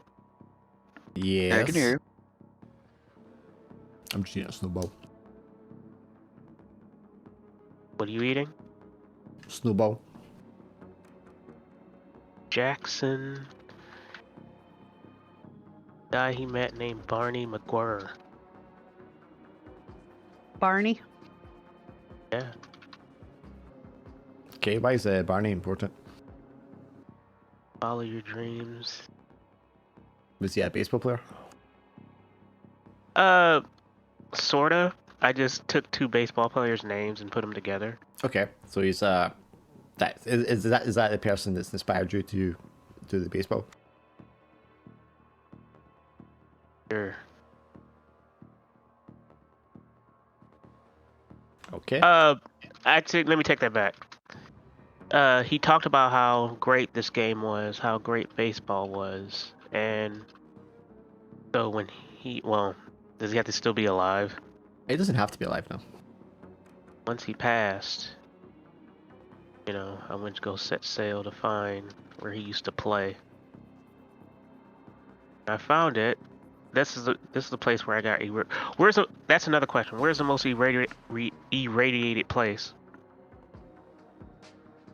And this one probably the airport in Portland, because that's where the missile struck there. I mean, I could write something like, he was going somewhere in... Or it could have been up at Seattle, because Seattle was destroyed. Oh, I like that. But why There's did a big I come stadium back? up there. Yeah, but I'm wondering, why did I come back to Port... Well, because there's nothing up there, it's just an irradiated nothing. So maybe you went up there, you're a ghoul, so the radiation didn't bother you. And I was explaining how I became one. Right, okay. Yeah, so you're going up there and spent time in radiation, you became a ghoul. And then Yeah, you got bored there because it was shit, and you came south. Find his name is Bat. Yeah, it came out as a ghoul. I was like, oh shit. All right. So the other thing you get with upbringing is if you look at the weapons table, you can pick a primitive weapon as to do with your upbringing. Really? Mm-hmm. All right, pick a weapon where? Oh, in the PDF or? In the PDF, yes. I think it's page. The Atomic Highway rule? Sorry? Yes. Yes, Yeah. yes. What page? I think the weapons are page 41. Let me check. I'm probably gonna need to head 39. off, guys. I need to go and get some Can you shopping. send it to me so- because? I'm gonna have to go start dinner pretty soon.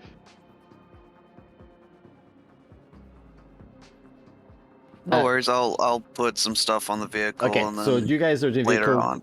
All you need to do then, other than your vehicle, is you have attribute points to allocate. Right. So how many do Sure. we have? You have 11 points to distribute between your attributes. You can't have more than 5 in any single attribute. Sorry, no more than 4.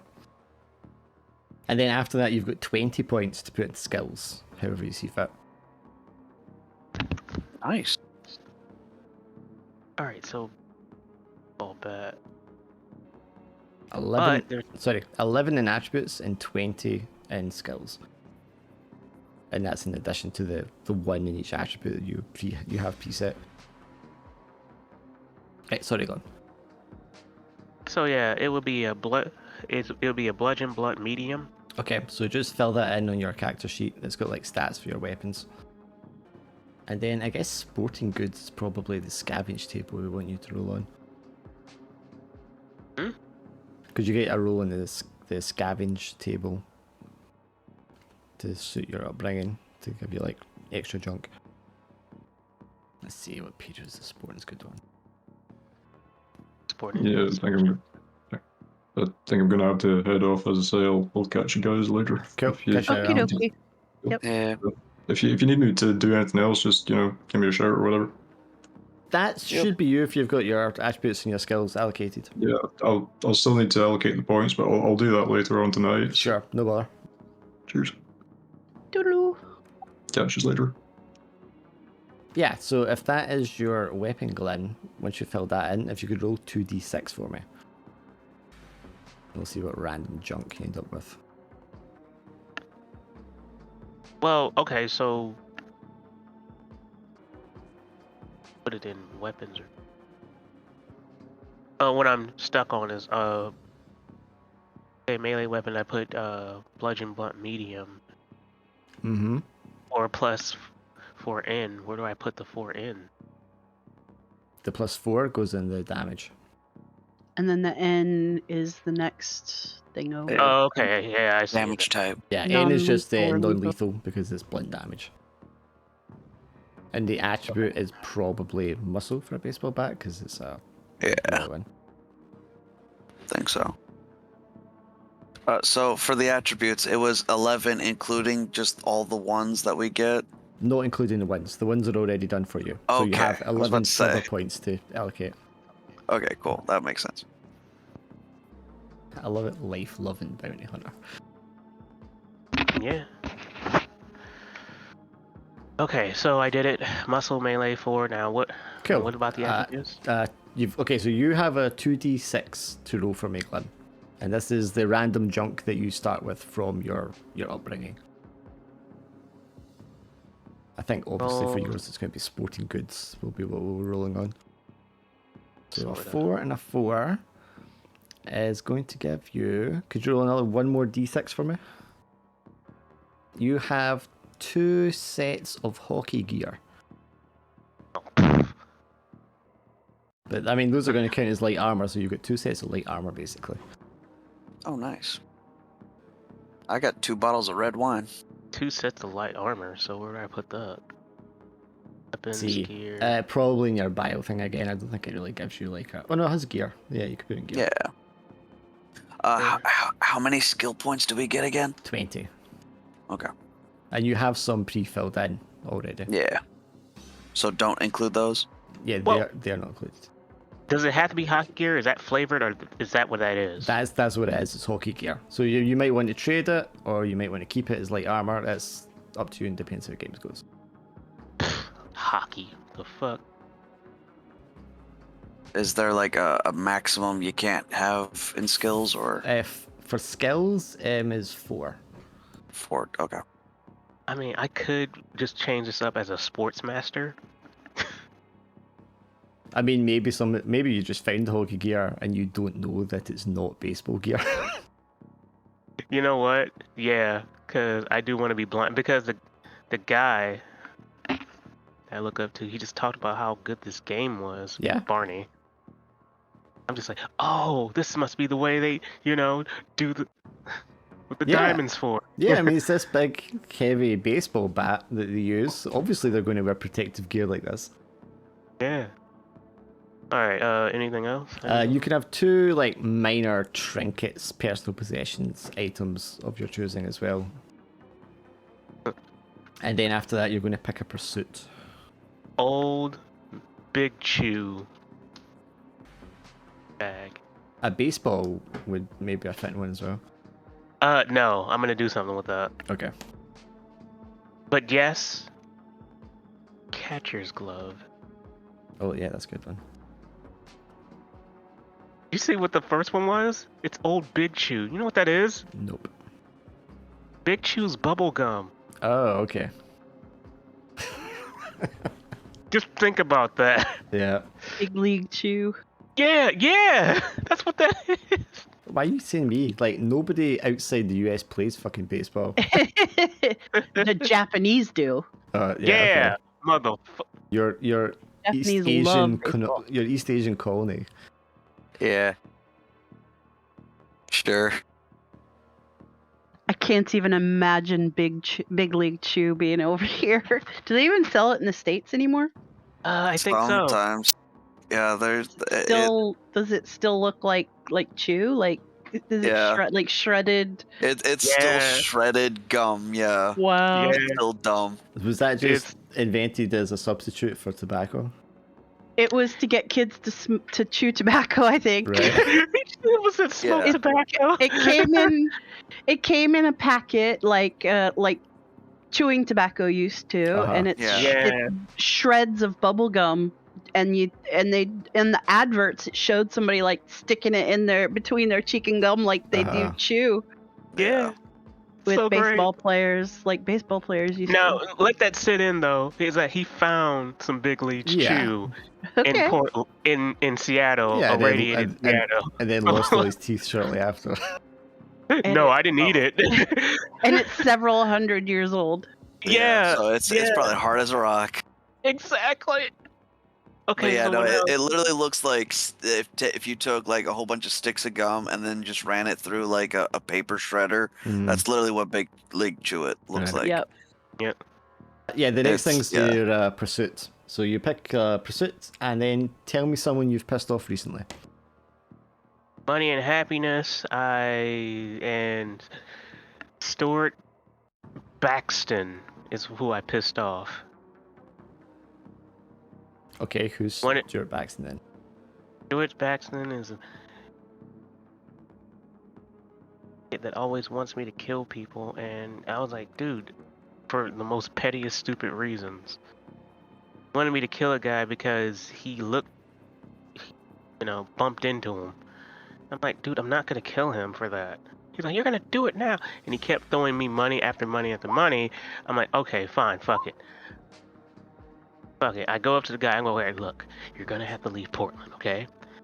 Leave Portland. Here, give me something. And I took that. He took something. So, see, look, I killed him. Happy?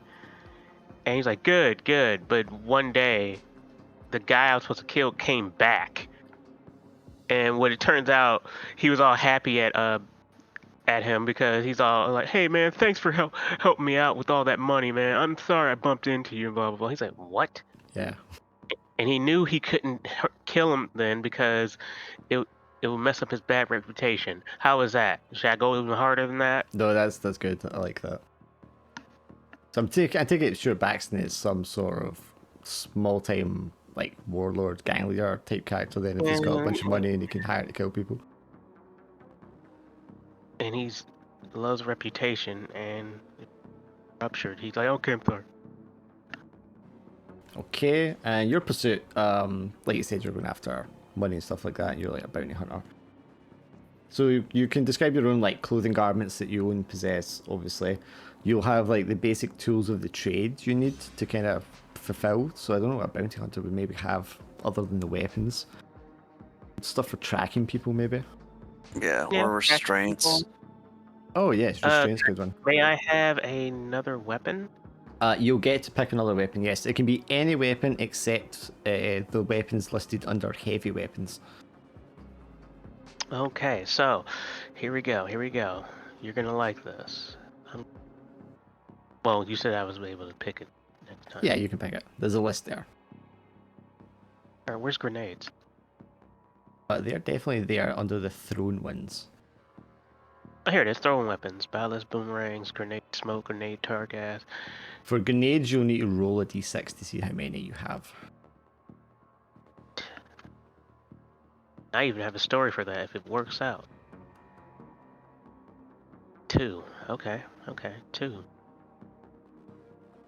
So I found some baseballs and I pretty much somehow baseball grenades. We will have like crafting in the game as well, so if you're able to scavenge the stuff you need, you could like spend time crafting more of them. Plus, there's no money, so it's whatever you scavenge, you can use that to trade with. Yeah, it's barter. But I mean, like if you want to do like baseball grenades or like tin pot mines or something like that, you just need to scavenge some tin pots, some baseballs, and some explosives. Yeah. Now, what skill would this be? Is there a throwing skill? I think there is. Yeah. I see stealth. I see other. Maybe criminal. Hang on, let me look at sheet. Shoot. Yeah. It had to be muscle because throwing. Well, muscle will be the attribute you use for it, but the skill would be different. You might need to add in a new skill, make it thrown. Athletics. Think about it. Oh yeah, totally. Yeah, you're right. Those are his 2 weapons. There, he's all set. Oh damn, they do a lot of damage. Okay, so your clothing, your weapon. We already said you've got light armor, so that's an armor of 2. And then you have 15 points to spend on a vehicle for yourself, so you can get around. You already have one, Gertrude. Well, do you want to chip in your 15 points into Gertrude as well? Yeah. Okay, this is gonna be insane. Oh Jesus Christ. We might not be able to do that. Maybe you just want to have some of the points to have like an add-on vehicle. Hold on. Okay, let's break it down. What does Gertrude have? Break it down. Okay, Everything. Gertrude has a lot of shit. Like? It's ridiculous. Like? Okay, we started with about like a little over 40 points, and we've bumped it down to now we've got through half of those points, and we already have a heavy grenade launcher on a pivot mount, off-road capabilities, solid tires, wheel spikes, a roll cage, medium armor. We've bumped up its. What's the roll cage? Less, basically half damage whenever we crash, and also Go ahead. Keep going. Yeah. Keep going. And then we've bumped up its stats: the muscle, nimbleness, toughness, and speed. It can carry. With not counting the driver, it can carry 7 passengers. Mm-hmm. I mean, I was just gonna add on some shit anyways, just as like suggestions, as like a ram, a tire burster dispenser. And we've got plenty of points already for that stuff. Do we have more space for one more weapon? A heavy machine gun for the second pivot mount. Damn it! Never mind. Well, it wouldn't be a bad idea. Shit. It wouldn't be a bad idea for us to have secondary vehicles, like small vehicles like an ATV or a motorcycle or something. Oh, I have a better idea. What happens if we have to make it have a detachment? That's a secondary vehicle, right? Well, I mean, if we had like a motorcycle, I assume we could attach it to Gertrude. Yeah, I was thinking if you're like a Yeah. smaller vehicle like an ATV or motorcycle, like you said. All right, so who knows and how it could who kinda knows how to attach ride on. a motorcycle? But hang on, so the heavy machine gun, how many points was that? Oh, I just left it. No, it's 4 points, and it only requires us to have like a muscle of 2. Okay, and the RAM that you mentioned, is that 1 point? Yeah, 1 point. And what was the other thing? Tire buster? Yeah, the tire burster. Where is it again? I was kind of 2 points. Right, so that takes you down to 15, and you have Glim's 15 in addition. All right, so I also bumped up nimbleness and speed an extra point, so those should be at 3. I just got the best idea. And then I was just gonna stop it there until we got some more suggestions or more points, I guess. Okay, so 13, yeah. Okay, so jeez. how about not a motorcycle, but yes. Scooter. Electric scooter. No, it's not only just the look of the picture. It's a roided up scooter. My God, if it's in this universe, it needs to be a nuclear powered scooter. There you like- go. Yep. Be like a Vespa. Yep, little rascal. There it is. Let's go. Right, so I think Glim. Well, we can do that as No! like a Oh separate my one god! for you. Hold on! Dramatic pause. Probably just put the rest of the points Oh into bump my up our God. stats. Remember how we talked about how this was Gertrude's? What if we found that Oh, God. and we roided it up? Mobility scooter, yeah. I mean, it's your vehicle. You're free to do Yeah, whatever. it's a nuclear powered scooter. Mobility scooter. Right, let me look at things sheet here. So, I think they do have like a Basically scooter type. says that it's up to the GM's discretion at how much is too much. Yeah, how much is too much, GM? what do you mean What too about much? one vehicle too much? It's up to the GM how much they'll allow on one vehicle. Yeah, but I mean, Yeah. honestly, I mean, your stuff's got a lot on it, but this is 3 people combined into one vehicle. Yeah. And to be That's- fair, the stuff that we do have on it isn't a lot. No, it's not that crazy yet. No, Yeah. no, it's We haven't- reasonable. It's basically an armored car at this point. Yeah, Or an if we armored bump up- SUV. So, If we bump hi- up the muscle to like 4, we could add a trebuchet to it. Like, So- it's not that crazy yet. he's got his heart saying it. Right, you guys have got 13 points for Gertrude. Glim, if we keep the nuclear powered mobility scooter on your sheet, you have 15 points to spend upgrading the attributes for that vehicle and to add customizations to it. And they are very cheap. Like you Generally, could yeah. you could fit a lot on your mobility scooter. Like you could make it an off-road. Okay, hold vehicle on. type shit. Hold on. Y'all remember that bike from the Dark Knight, right? That's what I'm channeling with this scam scooter. Well, you could literally make it actually. Like no joke. Twin grenade launchers. Yeah. No, you And know what I'm talking about, though? Yeah, I know which one you mean. Yeah. Check I mean, out that was the vehicle customization. You've got like 15 points to spend, plus bumping up the stats for it as well. Okay. Yeah. The customizations are in the PDF on like page 51. That's when they start. I mean, the only thing I would say for Gertrude is you can't give her max speed. It's fine. Okay. Well, what was max speed? 5. Okay. Yeah. But we can That's bump fair. up like the other stats too, because right now we got. So far, I have muscle 2, nimbleness 3, toughness 2, and then speed 3. Yeah. So we could bump up like speed to 4, and then everything else up to like whatever Okay, until so we run out of points. what kind of name are we talking about for this little scooter? I don't know why I keep channeling life insurance, but it's like, that's dumb. That'll take it down to 9 points for Gertrude, bumping those up. Jeez, we still have points left over. What Well, the fuck? you've only got 2 weapons on it. You Yeah. probably want more weapons. Yeah, we probably put like a pivot turret and then something on it. Okay. Well, I was gonna pick something. Yeah, you've got 15 points to spend on the. Yeah, you've got your own vehicle. You can go nuts on it. Yeah, go nuts on yours. Oh, okay. That's what we were saying. So I'm looking up on the bat pod and let's see what this thing has. Oh god, this thing has a lot of. Yeah, there's a lot of stuff in there. Hey, grappling hook launchers. I mean, that'd be funny as hell. On a mobile pad.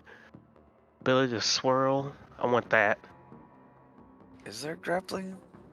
Yeah, there's options? grappling hooks on the bat pod. Well, here. Oh, you're talking about the Batmobile. Okay, I was like, Yeah. All right. On this expansion one as well, like I said, there's also a half-ton winch and cable, a loudspeaker, pontoons, a searchlight, and those are all 1 point. If you wanted any of them. oh shit, yeah, that's Pontoons. Can float on relatively calm waters. But we can't like move anywhere, can we? You can We have move. to like I was- pedal it. Oh, you'd I was have to get thinking- oars out, yeah. All right. So the Pontoons for his scooter would be great, and he can Oh like yeah, coast across water. yeah. That's yeah. funny. So it's a level 1 motorbike. I should put that, or Oh, right. So on the vehicle tab for your guy, right, you're going to have 1 point in each of the attributes already. And then you've got 15 points. So you can bump up those attributes with your points. Or you can just add in customizations. Right. I've got to run because I've got to make some dinner. But Yep. No worries. I'll just take a peek at what you guys do Yeah. later. Alright, how I'll many make a points? list of the customizations and then I'll send it to you. yeah. Just stick it in the chat so Yeah. we know. Some many points? All suggestions. right. again? Sorry. Yeah, you have a good one. You have 15 points, Clem. Between, and that can either be on attributes or customizations as you see fit. Okay. 5 on toughness because I want this being durable. So I have 10 left. So the highest an attribute can be is 5. So if it's already at 1, you would spend 4 points to bump it up to 5. So I have 10 left, don't I? And then you'll have 10 left, yeah.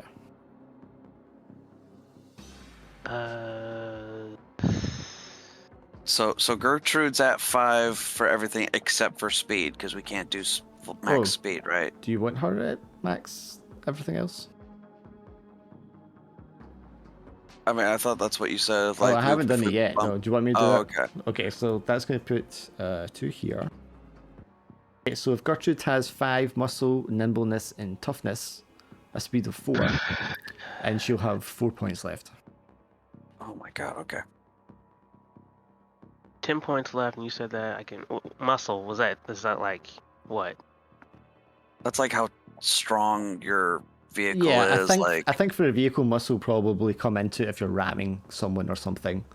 Yeah, Yeah, no, I'm and- not gonna be doing that. Nimbleness, yeah. Nimbleness will be how well you can control them.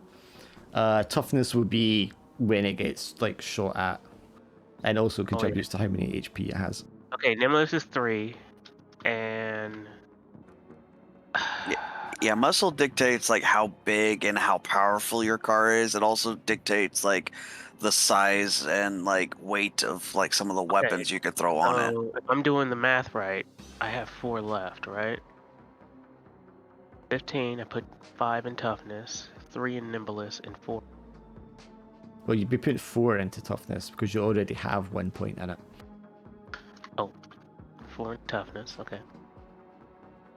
All right, 3 in nimbleness and 3 speed. There. Let me look here. Yeah, so you should have 8 points left for the scooter. Okay, so customization time. How many customization can I buy for 8 points? Most of them are like 1 point. Some of them are 2 or 3. All right, so And if you want a weapon, you'll need to buy like a mount and then the weapon that goes in the mount. Yeah, I think fixed mounts are like free though. okay, so what would be the motorbike for since it's going to be a part of the Gertrude? I imagine if you're smaller, you're probably more of a scout vehicle or something. Yeah. Yeah. And Okay, again, if you know bad guys take out Gertrude, at least we have a vehicle that can still do stuff. I mean, it's only going to be room for one per unless I should add. Yeah, but you could still, like, you know, you could if we're have- being chased, You can could have still. driver and one passenger for free. It's only if you want Yeah. more passengers than one extra one you'll need to pay for. Yeah. I mean, we can make it like the Hair Bear Bunch style. I'm sure page again. I'm so. picturing a mobile scooter with like these little Yeah. carts attached to the Yeah. back for everyone to sit in. Totally Yeah, unprotected. But it has It has hell of toughness, so. Yeah, it's not going down. But it doesn't have armor. You probably want to give it armor as well. Yeah, or at least a rider cockpit, which, like, because I imagine there's no cover. Well, I'm looking at this. It says muscle plus toughness times 15. So. The HP, yeah. But I mean, like, when people are shooting big weapons at it, they're Yeah. Oh, I doing a totally lot forgot of about damage. this. Or Oh, if shit. they're specifically targeting you and not your car, then yeah. Yeah. Yeah, that's the other thing. I don't know if it's got a thing there. Does it have like a rider cockpit as a customization? Yeah, well, yeah, because there's the no cover flaw, which basically means, like, you know, There's even no if your cover, car's got yeah. armor, the passengers and driver are defenseless. And then the rider cockpit is basically fits a cockpit to a motorcycle or other vehicle with the no cover yeah. flaw and negates it. So that way you have major cover to the rider and pilot and or passengers. But Gertrude doesn't have that flaw, so if anything, I would say the scooter probably does, so probably it'd be a good idea to get that. But that's up to you. Alright, so yeah, let's do it. Wait a minute. Dun buggy. Yeah, ignore the pre-made vehicles. A family sedan. That's hilarious. Rider cockpit is 2 points. Yeah. Wow, don't ever say that again. No, that's what it's called. All-terrain vehicle. Cruiser. Do you want a searchlight on Gertrude? Yeah. Well- yeah, I was just about to well- ask about those. Sports bike, motocross bike. That'll take Gertrude down to 3. What was the other, like, extra stuff? I know there's pontoons and The then half-ton winch and cable. Yeah, maybe. I mean, it'd be handy if you got stuck. I actually wish Yeah. I actually saw these, because I can actually, like... And then there's a loudspeaker and pontoons are the other new ones. I don't think we're gonna put pontoons on Gertrude, but And loudspeaker. Do you have you don't have a cockpit in Gertrude? no. But I mean, does Gertrude have the no cover flaw or? No, because you haven't given her it. Yeah. Well, I mean, yeah. But some vehicles like the motorcycle, there's motorcycles don't have a. Yeah, I'll probably give a it to the cockpit. moped. Yeah. Yeah, so that's what the rider cockpit is essentially for. I mean, if I gave it the Gertrude the flaw of no cover, then I could get the rider cockpit to take it away. But I feel like that'd be a pointless Yeah, it thing. doesn't really make sense now. No, the roll Yeah. cage can't cover you for that anyway. Yeah. Can you send me the copy of the PDF? I mean, I can see it. It's just I need to separate it. sure. Thank you. I need to separate it from 20. Yeah. I'm saying to just find it in a thing here. By the way, the mod pod is going to be gliding. Oh, it says it's too big. Hang on. That's what she said.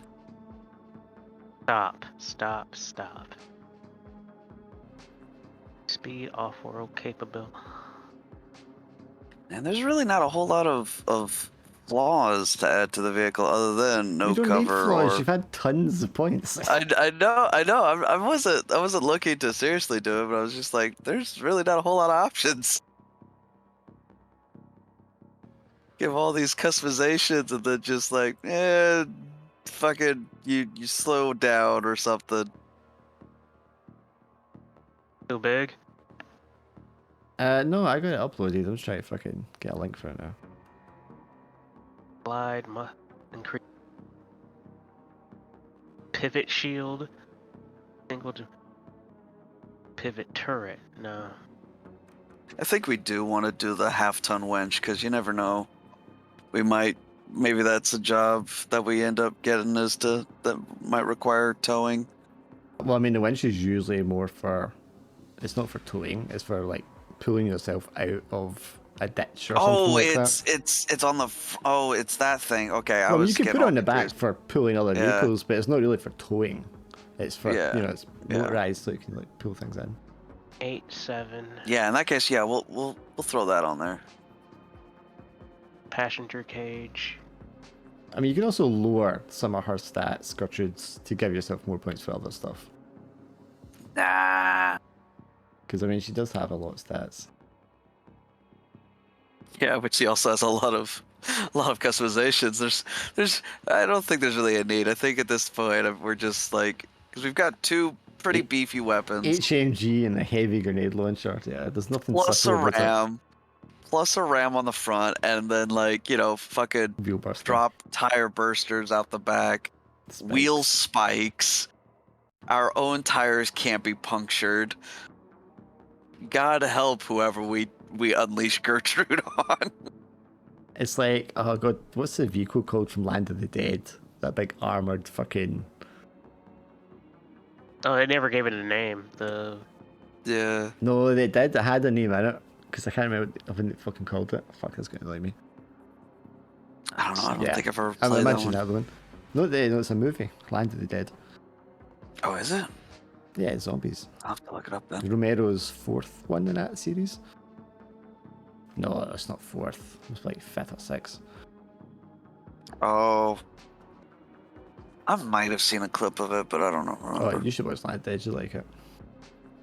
It's like, I've seen a couple of them. You know how his zombies, his whole thing is like they're slowly becoming more human as they remember things and communicate. Yeah, so like I remember seeing some of those. Yeah, one of them, the guy, he picks up the gun and goes. Yeah. It's like directing the other zombies to smash down fences with axes and stuff like that as they make their way towards the humans. Yeah, I think I saw that one, but yeah, though they have a big battle bus in it that's all plated and fires like they fire fireworks out of it. Yeah. Nice.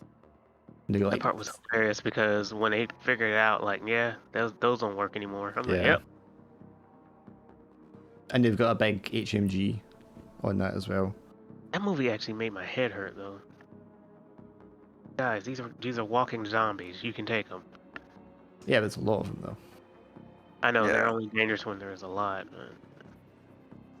Well, the thing is, they've built up because they think they're safe because they're like they can't cross water, and then they start crossing the water. Yeah.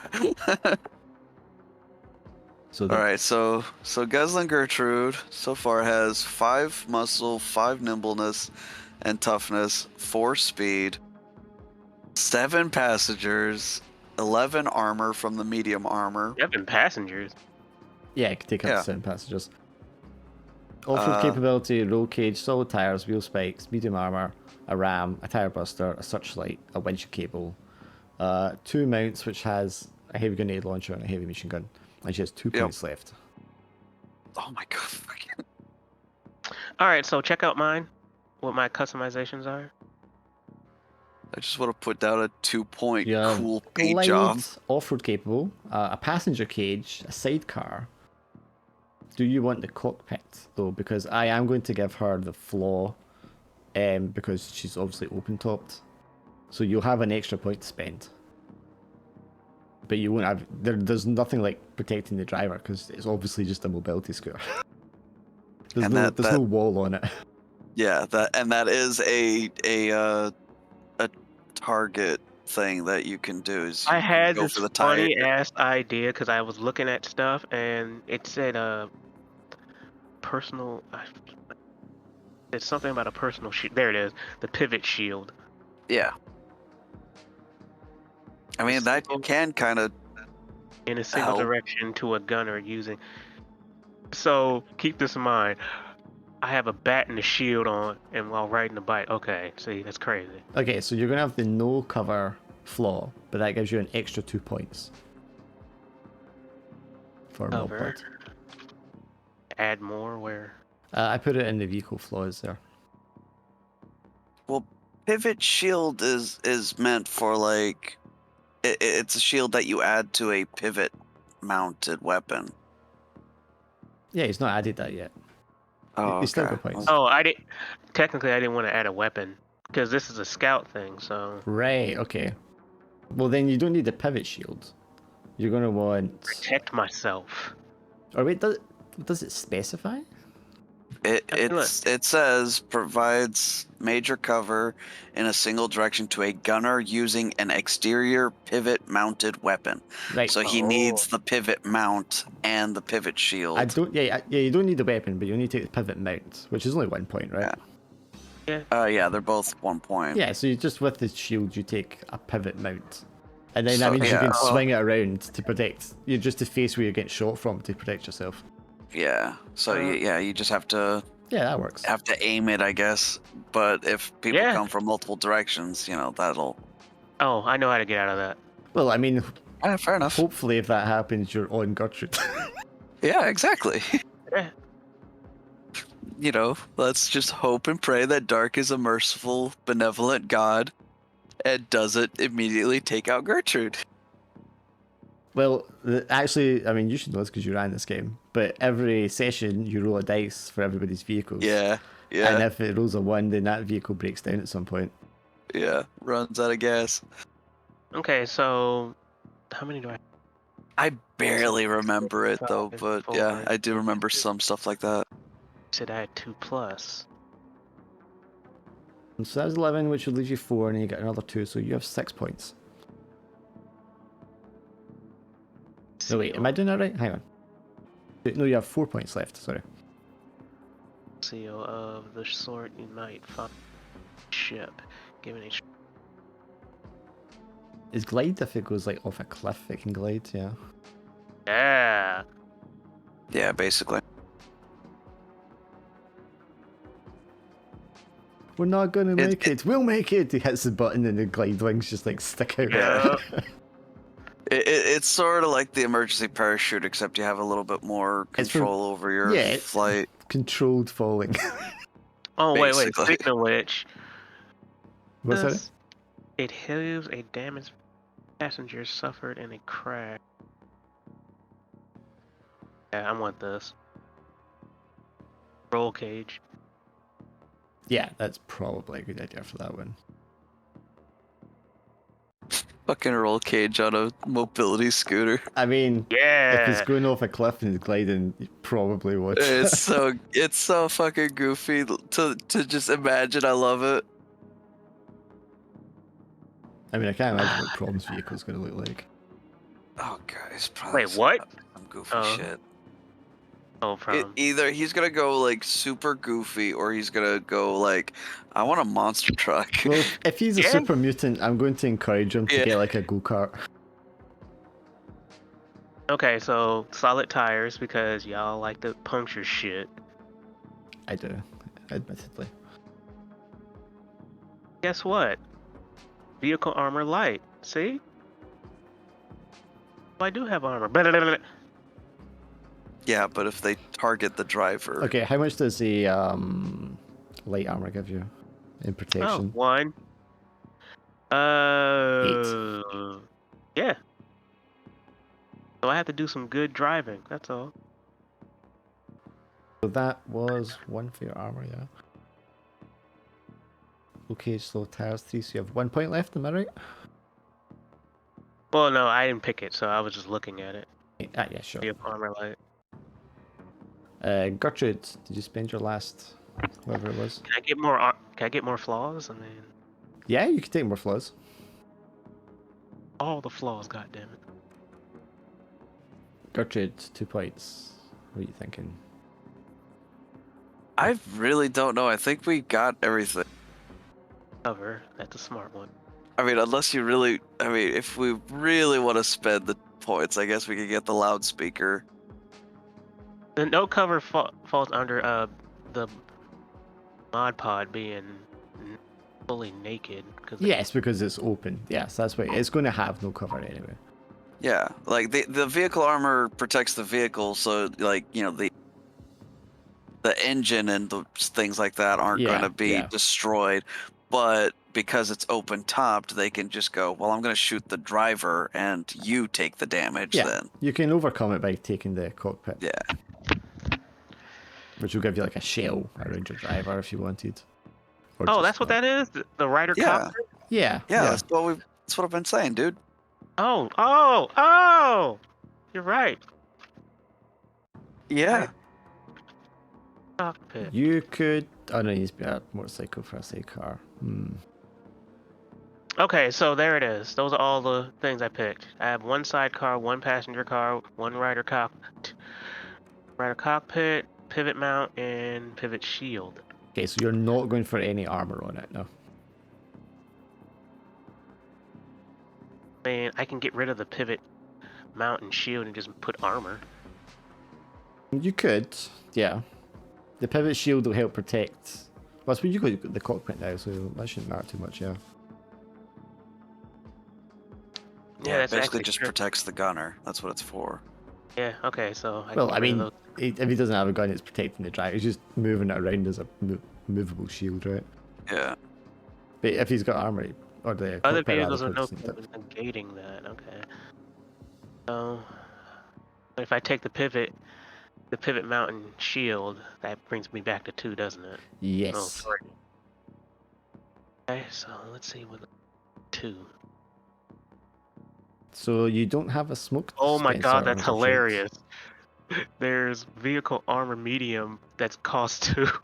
Then I don't have no cover anymore, do I? Oh, what you might want to do for Gertrude is put 2 small arm mounts in. And that allows you to shoot out of the vehicle. Oh, you're talking about Gertrude again? Yeah. I'm not. It's just like weapon Yeah. slots so you can shoot your rifle out there without exposing yourself. Yeah, you do that. So we got the loudspeaker, and then we still have enough for 2. Well, no, I wasn't counting the loudspeaker because you said you didn't need that. It's up to you. Or you could just take 1 small arm mount and 1 loudspeaker if you wanted. Yeah, let's do that. The small arm, the 1 loudspeaker and the small arm spot. Obviously subject to the rest of the parties. Yeah, because there might be times you don't want to make things explode completely with the weapon. Yeah. Small arm mount provides a mount where. Yeah, it's a weapon slot so you can poke your gun out from inside and shoot. So if you got the cockpit, it would let you just like shove your gun through the cockpit and shoot outside without having to expose yourself. You probably need to find which facing it's on though, because it doesn't change around, obviously. And you put a small arm grenade launcher. I'll use a grenade launcher. Yeah, if you have a mount, you can. Well, it doesn't need to be mounted, I suppose. Wait, solid tires is 2. Yeah. Tire buster. Oh, done. Yep. There. The mod pod is done. The mod pod. Yeah, the small arm mount. So let's see. So mod pod is 1 muscle, 3 nimbleness, 4 toughness, 3 speed, no armor, no extra passengers. Well, I'll say so. You have. It's So free. I have to put. It's free sorry. to have 1 passenger, so I'm just going to put 1 passenger. Well, I have passenger cage and sidecar, so. Oh, does the sidecar give you another passenger on top of that? Is that what sidecar does? Passenger section is the vehicle separated from the driver by a cage of. No, the sidecar is adding a sidecar provides space for 1 more passenger and allows the motorcycle to be fitted with a pivot mount and associated weaponry, as well as a pivot shield or small turret on the sidecar. On the downside, it reduces the motorcycle's nimbleness by 1. Right, okay. So we're going to take nimbleness down a point then. Yeah. Wait, I lose a nimbleness? Yep. You don't lose a nimbleness. It's just when you roll, it's going to count as being -1 nimbleness. Yeah. You still have 3 nimbleness because you still spent. Wait, I have to get rid of passenger cage because I didn't know that this is like a little torture chamber for. It is. Listen, it's like a cage of wire bars or torture glass. And it's a passenger door that cannot be opened from inside. Deals with a fearing, unwilling guest. Oh, it's literally like a cage. It's literally the back of the police car basically. Well, back to 1. I want oil slick, but I don't want it. So That's why. unoriginal. Yeah, that's why I I went. mean, you could put with the point into tire stats pressure. and give it more speed or something. Oh no, you didn't. All I have is one left, so I put up one in speed. Yeah, and that bumps your speed up, and then you'll be easier to get away with it, which probably works better All for a light right, vehicle. so like let's that. break it down. I have one sidecar, so that's one passenger. Passenger, excuse me. That's an extra Glide. passenger. Yeah, because you have one passenger for free anyway, so you might as well take that. So you can have 2 passengers with the sidecar. Cockpit, roll cage, solid tires. Oh yeah, this thing is built for scouting now. And it's got off-roads, which is probably useful. Yup. 4 speed, 4 toughness, 3 nimbleness, 1 muscle. Not good for ramming, pretty good for everything else. Nope. Not good. Where was Gertrude again? I posted it in the Discord. Now I asked him what version of the SUV is it because it's. I mean, is it a wielded SUV to a school bus? I mean. No, it's just a SUV shaped sized car. I don't know. There need to be a big one for all this stuff on it. Well, yeah, I mean it is a kind of beefier one, probably like you know. Ridiculously that's why- beefy one. Yeah, This is why I kept asking you guys. we reinforced the frame and the engine and all that other shit. Because when you said SUV, I see this. I sent it to dark. So it's like, It's just Yeah, a a really big SUV. beefy, bulky SUV. Yeah, with lots of metal plate stuck onto the side of it. Yeah, And then a loudspeaker, like the gun, and a 2 mounts on the roof. spotlight, the roll cage, the ram. I wonder if you could do this in AI generator. You guys should try it. Armored SUV, post-apocalypse, probably give you something. Yeah, I'll have to use mine up for today. Okay, so Gertrude's all statted out. She's good. Oh my god, I found her. There's Gertrude. Why'd you keep sending it to me instead of just putting it into the Cause chat I one? want to see your reaction. God damn it. That looks like something from Cyberpunk. Hell yeah, Cyberpunk Gertrude. It's going to look a lot more ramshackle than that, though. Yeah, no, yeah. I know. This is when Gertrude's like 2.0. That's what she looked like when she was fresh out the shop 100 years ago. Probably, yeah, but now it's all barbed wires and rust, held together by hopes and dreams. Yeah. Okay, yeah, so... And you are putting all your eggs in one basket by chipping in for the one vehicle for that big one as well. Yeah, or me, Shy, and Goose so far. And then Mod Pod's just zipping along. Yeah, all glim. Yeah. I meant to ask Shy because I was gonna have I was thinking of having her name my character because I wanted to have a funny raccoon pet sort of name, and I feel like it made sense, but she left before I thought about asking her. I mean, as long as you have it before next week, it's fine. What? Yeah. I was gonna have her name my character because it kind of makes sense. What kind of? Oh, it's a raccoon character. I mean, Yeah. So far, I've got the placeholder name of Pickles, but you know, I wanna, why is it called Pickles? Because I think it's funny. Anyway, moving on. Because I think it's funny. Exactly. But yeah, mean- no, I'll ask her next time or some point in time. I'll shoot her Discord. How about dumpster? Yeah. Too easy. Too easy. All right. Okay. Yeah, that's the way I'm too long. thinking, I'm thinking if you're a raccoon in a litter of 30 and you're all Sure. like, ripping each other apart, Sure. your name's just going to be whatever the other bastard little raccoons call you. Yeah. So yeah, it could absolutely be, you know, anything from a cutesy pet name like Waffles to you little fucker, or you know, whatever. Which I will gladly accept, you know, because to be fair, that sounds like a great. I think it would definitely be the post-apocalyptic kind of name either. nickname like a bunch of young kids would give each other. Then Pickles it is then. Pickles kind of shit though. Yeah, maybe. Too Maybe we'll obvious, see. you know what I mean? It's too much for a paint I'll name. workshop You it. see what I'm saying? It's like you saw. That's you see why what it's a I mean? placeholder. I mean pickles. I mean what? Shit on sausage. Shit. No. Yeah, but yeah, it would have been the name I picked had we started out separately. Because then I was like, well, yeah, I would have to name. My character would have to have its own name. But since we're starting together, I feel like it kind of makes sense. Maybe her character gave me the name or something. Oh, Because okay. we're both scavengers. You didn't really have a name before. Yeah, because I'm a fucking raccoon. What do I need a name for? What's your favorite name? I mean, What do you mean favorite name? do you have like an always favorite name? Like for example, I like Omeda. No, I'm absolutely shit with names, and if I use a name too often, I start to hate it. All right, Twinkie it is. Fuck it. I'll workshop it with Shy. Let's see. Because I was already gonna have her. I was already planning on having her pick it, but. Okay, so we know the goal of bounty hunters to make dosh and fucking gain wealth, basically. To have a better life. Which is basically just shiny shit. And All right, so how many points I have to spend?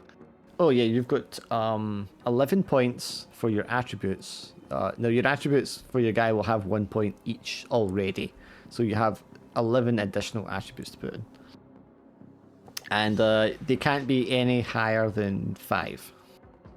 And then you have 20 points for your skills, and some of them have been filled in already. Those don't count, and the skills cannot be any higher than 4.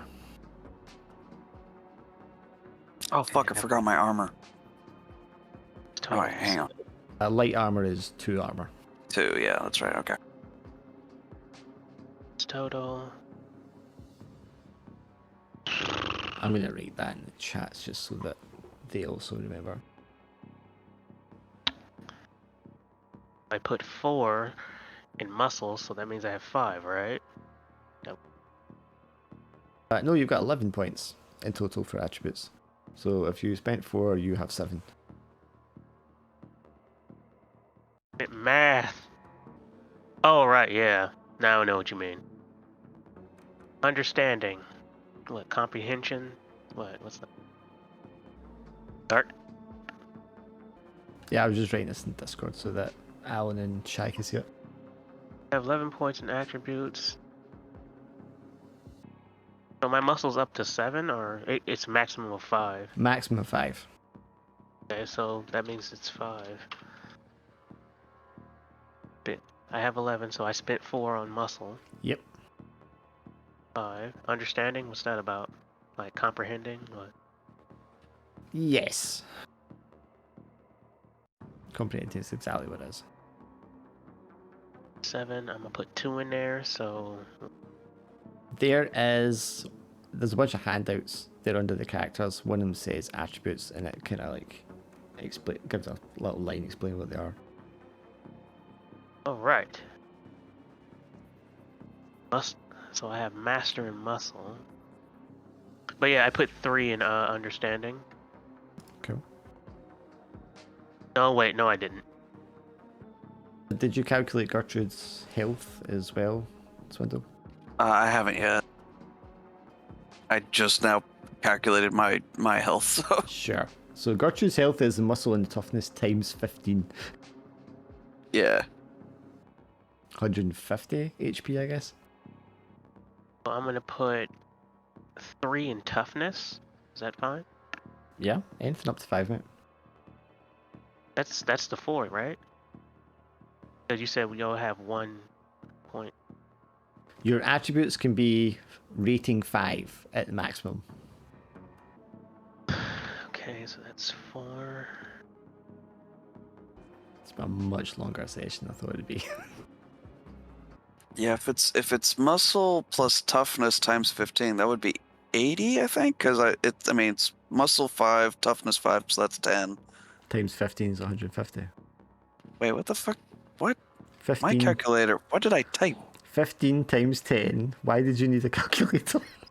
Listen, man, I'm fucking stupid. When it comes to math, there's like, okay, that's like 3 whole numbers. I'm doing calculator. All right, check my stats out. Tell me if I did it right. Okay, so that's 4, 5, 6, 7, 8, 9, 10, 11 points. Yep, that is right. Hooray! I did it. That's How's the so stat weird. flip? Did you not want a little point in understanding? What? No, you go through all muscle. You Look, know bro, what? I just punched it. Yeah, I was thinking about that. I was like, well, shit, I gotta comprehend math when it comes to money, so shit. Well, it's there's no bartering. money. It's bartering, and your appeal is 1, so you're going to know be what I'm terrible for that thinking. anyway. You know what I mean. Y'all know what I mean. But I mean, it's up to you. But I would take muscle down 1 and put 1 point into understanding. Yeah, that's what I was thinking about too. I was like, well, It's a shit, little I more gotta even, because you're going to get XP and you can level up. I'm not planning like an end date for this campaign. It's just going to go Right on there, until I'm it confident. scores. Okay, so Go ahead. I asked Shy, about my name, and I told her about the placeholder Pickles, and she just replies back with Mr. Pickles. Oh God. You So two are so Now dumb. come up with a story of why you're called Mr. Pickles. Go. Well, she actually put down, she's like, oh, because he gets into a lot of pickles? And she goes, no, he just really likes pickles. Yeah, that's what I was thinking about too. Okay, skill. So I have been dubbed Mr. Pickles. Well, hang on, Glenn. Before you do the skills, your health at the bottom right-hand side of the sheet is your muscle. Bottom right hand side. Where? Bottom right corner is your muscle plus your tenacity plus your toughness times 2. Oh, cool. Do it. Because I'm not doing it. No. 8, I'm like, 9, yeah. 10, 11, so 22 HP you'll have. So Yeah, look at all that health. Shit. so that's 6, that's 12, that means that's 24. So if I just block these out, that's your 22. What about all over here? What's going on over here? Well, the blacked out ones are not health because you only have 22 health. So the blacked out ones, I mean, if you increase your stats, your health will go up, obviously, and then you can unblock some of them. Hell yeah, drink my milk. That's what I'm talking about. I mean, 22 is respectable. It's kind of average. So you have 20 points to put into skills, and any single skill cannot be higher than 4 points. Okay, 22. Now we're talking. 20. And Damn. some of them are already filled in, because those are ones you get for free. 20. So, 2 in ride. No, 3 in ride. How much is... I think ride is more for animals than... Excuse the hell out of me. Yeah, I mean, you can take ride if you'd like, but if you want pilot to, like, is for driving. Yeah. Oh, there it is, drive. Well, 3 yeah. in drive. Oh, there's a There you drive. go. Okay, never mind. Sorry. Yeah, piloting's for air vehicles. Well, if and he's stuff. gliding, you might want a point in pilot. Maybe. Yeah, I was just thinking about that. I was like, yeah, I gotta do that. Where's pilot? Down at the bottom there. Bottom left, yeah. I could Right, imagine alright. the wings spring out. The two passengers. Actually, I'm gonna put 2 in there because think about it. I never took piloting skills, so why the hell would I know about being a pilot? So. Well, I mean, when you drive off of the Fiend with the 2 passengers and gliding, and they're screaming in the back, and you're like, "Don't worry, guys, I've got no skill in this." Yeah, exactly. So, okay, 20. I have 20, and I just spent 3 in drive and 2 in pilot. So Math is hard. How many per point again? It is hard. One dot is 1 point. Yeah. Okay, so 1, 2, 3, 5. I use 5 minus 5. Okay, 15 left. Let's do this. Brawl. I believe brawl is like unarmed combat, whereas No shit. So there it melee is. is with a melee weapon. So there's a difference. Let's see what Swindle's got, or Mr. Pickles, I should say. Yeah, get my name right. You put some Criminal. respect on my name. Criminal It's stealth Mr. tech Pickles. drive. All right, 3 in melee because we're gonna need that. I also took a slight, but I'm definitely more geared towards driving than Four and sleight of hand. Yeah. 4 and survive. You're also not good at shooting. Yeah, because I got a car. Fuck shoots. What the hell's wrong with you? Yeah, but so does the car. And it has a ram on it. What do you think I bought that for? No, zero zoovinity, despite being an animal. Yeah, I don't care about other animals. I'm a raccoon. But you'll also be terrible with other like raccoons. You know what? Okay, well, in that Okay. case, let me shuffle some No, I'm not points saying around. you need to. I'm saying like, I mean, obviously, sapient raccoons would be treated as like a person, but wild raccoons, I'm saying you like, you know, wild mutant raccoons are tearing up the vehicle, and everybody's like, "Get out there! Tell them to back off!" And you're like, "I can't. I don't speak raccoon." No, actually, I kind of want Zoofinity in that case. Oh wait, Gotta he's make actually going to sense. do that to me. Yeah, because you 100% will. So. Fuck, that means I gotta take a point down somewhere. It's tough. I will say, you should be getting 3 XP per session. Oh, nice. Should be, as long as you do something awesome every session. 2. Jeez, you know I'll always do something awesome. I mean, you're a fucking raccoon with a nail gun. You better be doing something awesome. Yeah, I'm a raccoon with a nail gun, and I drive. Bitch, I will do some cool shit. I'm not sure how much driving you'll have in Portland at the start, but when you're doing like cross-state stuff, there'll be a lot more driving. Then again, if you're guides, you'll probably go in a lot of places right enough. Yeah, that and there's the street death races in Sunnyside, which is how I pissed off Rock Goat. Okay, so check it out. Meta. There you go. 2 points in Zoofinity. How's that look? I've forgotten which are the default ones. Hang on, 16. What skills go under throw? Will that be? I hope it is not brawl. If it's brawl, then I have to answer. We said athletics for throwing. Oh, so I was smart then, because I actually added more to athletics. And yes, my notice is kind of high because I want to see everything. What the hell's that? That fine. So 4, 5, 6, 7, 8. Yeah, that's 15. That's 18. 19, 20. Yeah, that looks fine. And a little bit of lore because you never know. Yeah. Especially if you Brawl. get ghoul stuff when you're the ghoul and you've been to Seattle. And scavenge is at 2 because If you 1. want shit, yep. I'm also surprised the raccoon doesn't have more scavenge. Yeah, see, man, you got to think raccoon. Yeah, but I want to drive good. Okay, look. What be And funny as Shot hell. is the scavenger, so why would I need to do that? And you know what? No. Listen. That should be a flaw too. Every time you see a trash can, you just hold on, and you just go into the trash can. That could be a flaw. That you always just scavenge a lot, compulsively scavenge. Would, but no. But that'd be. Yeah, I mean, you do your... I forget, Yeah. what is the, roll to scavenge? Like, what's the attribute for it? Oh, so your attribute can change. It's not defined to a set skill. It will just depend on the nature of what you're doing. I would think scavenge would normally be nimbleness, but it might also be, like, toughness if it's in, like, a radiated area or something like that. Okay, If it's, like, a puzzle, like, somewhere you have to, like, think about to get into, it might be understanding. You know what I mean? Or if it's like moving blocks of granite out of the way to get into place, it might be muscle. Yeah. I mean, scavenge can change. Normally, I would think it'd probably be nimbleness though, because it's all about dexterity and speed, right?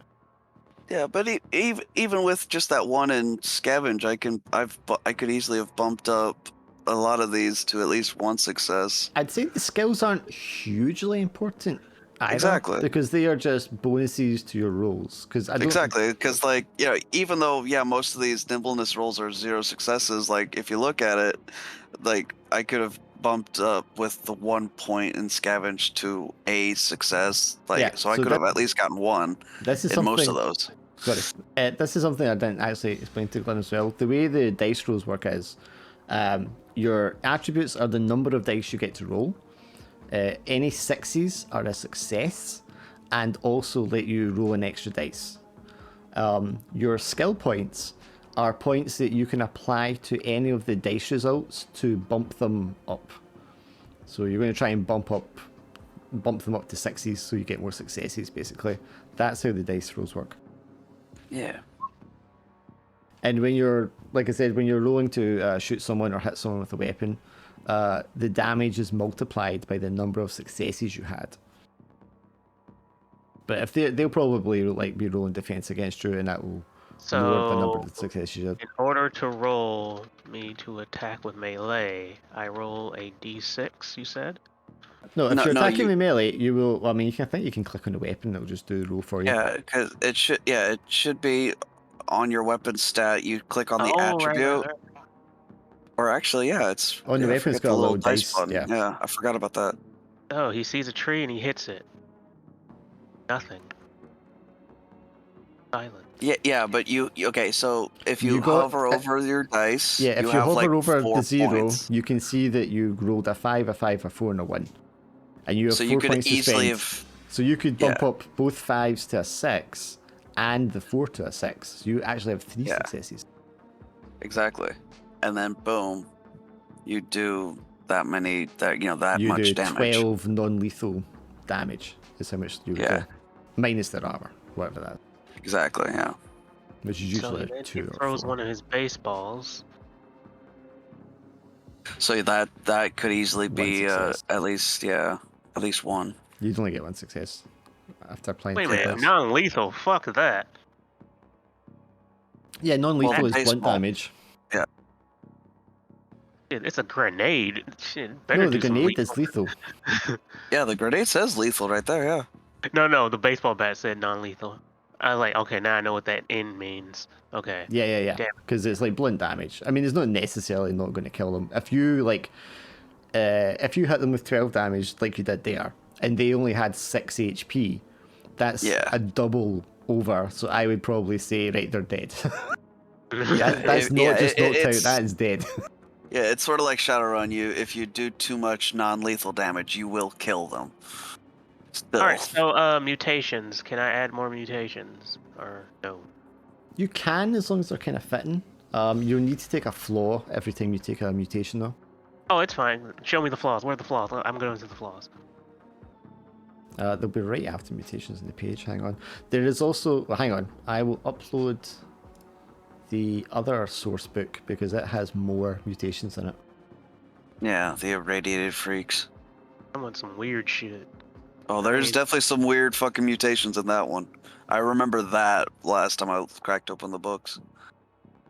Gonna be character design as well. Shit. Oh yeah, it's the freaks. Na day. My blind, where is this? Click on this and share. So that one has extra mutations and flaws in it. Yeah. Alright, mutations. Ambidextrous.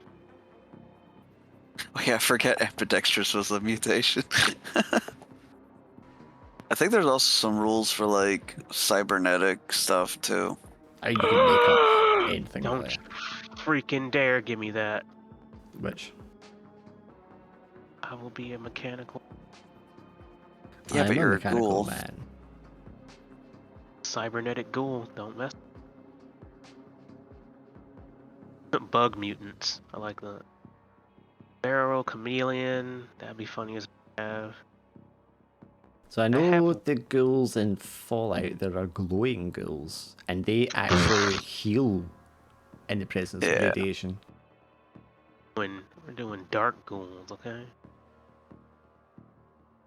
Me burrow and all that shit.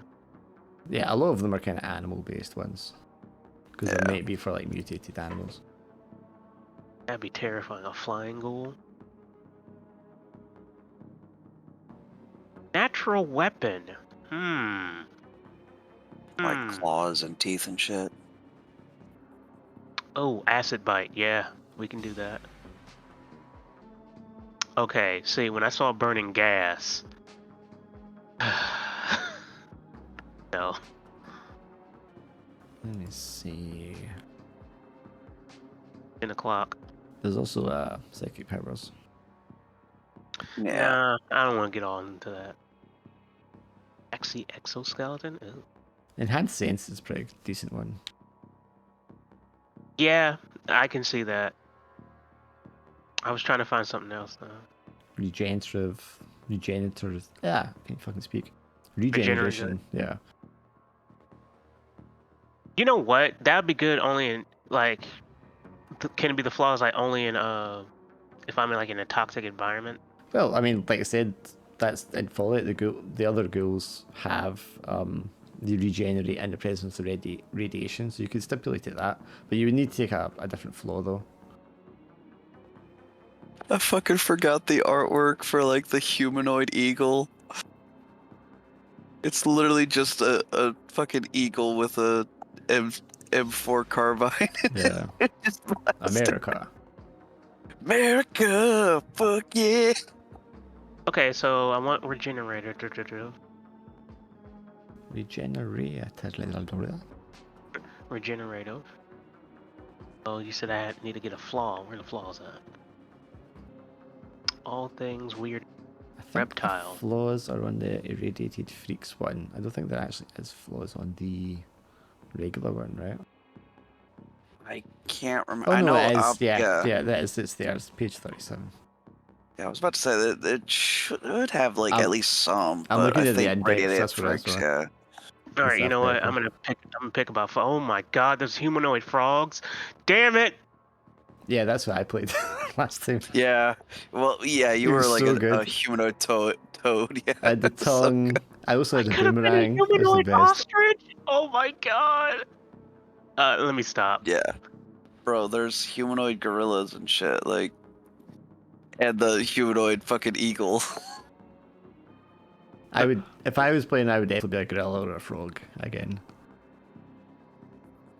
Yeah.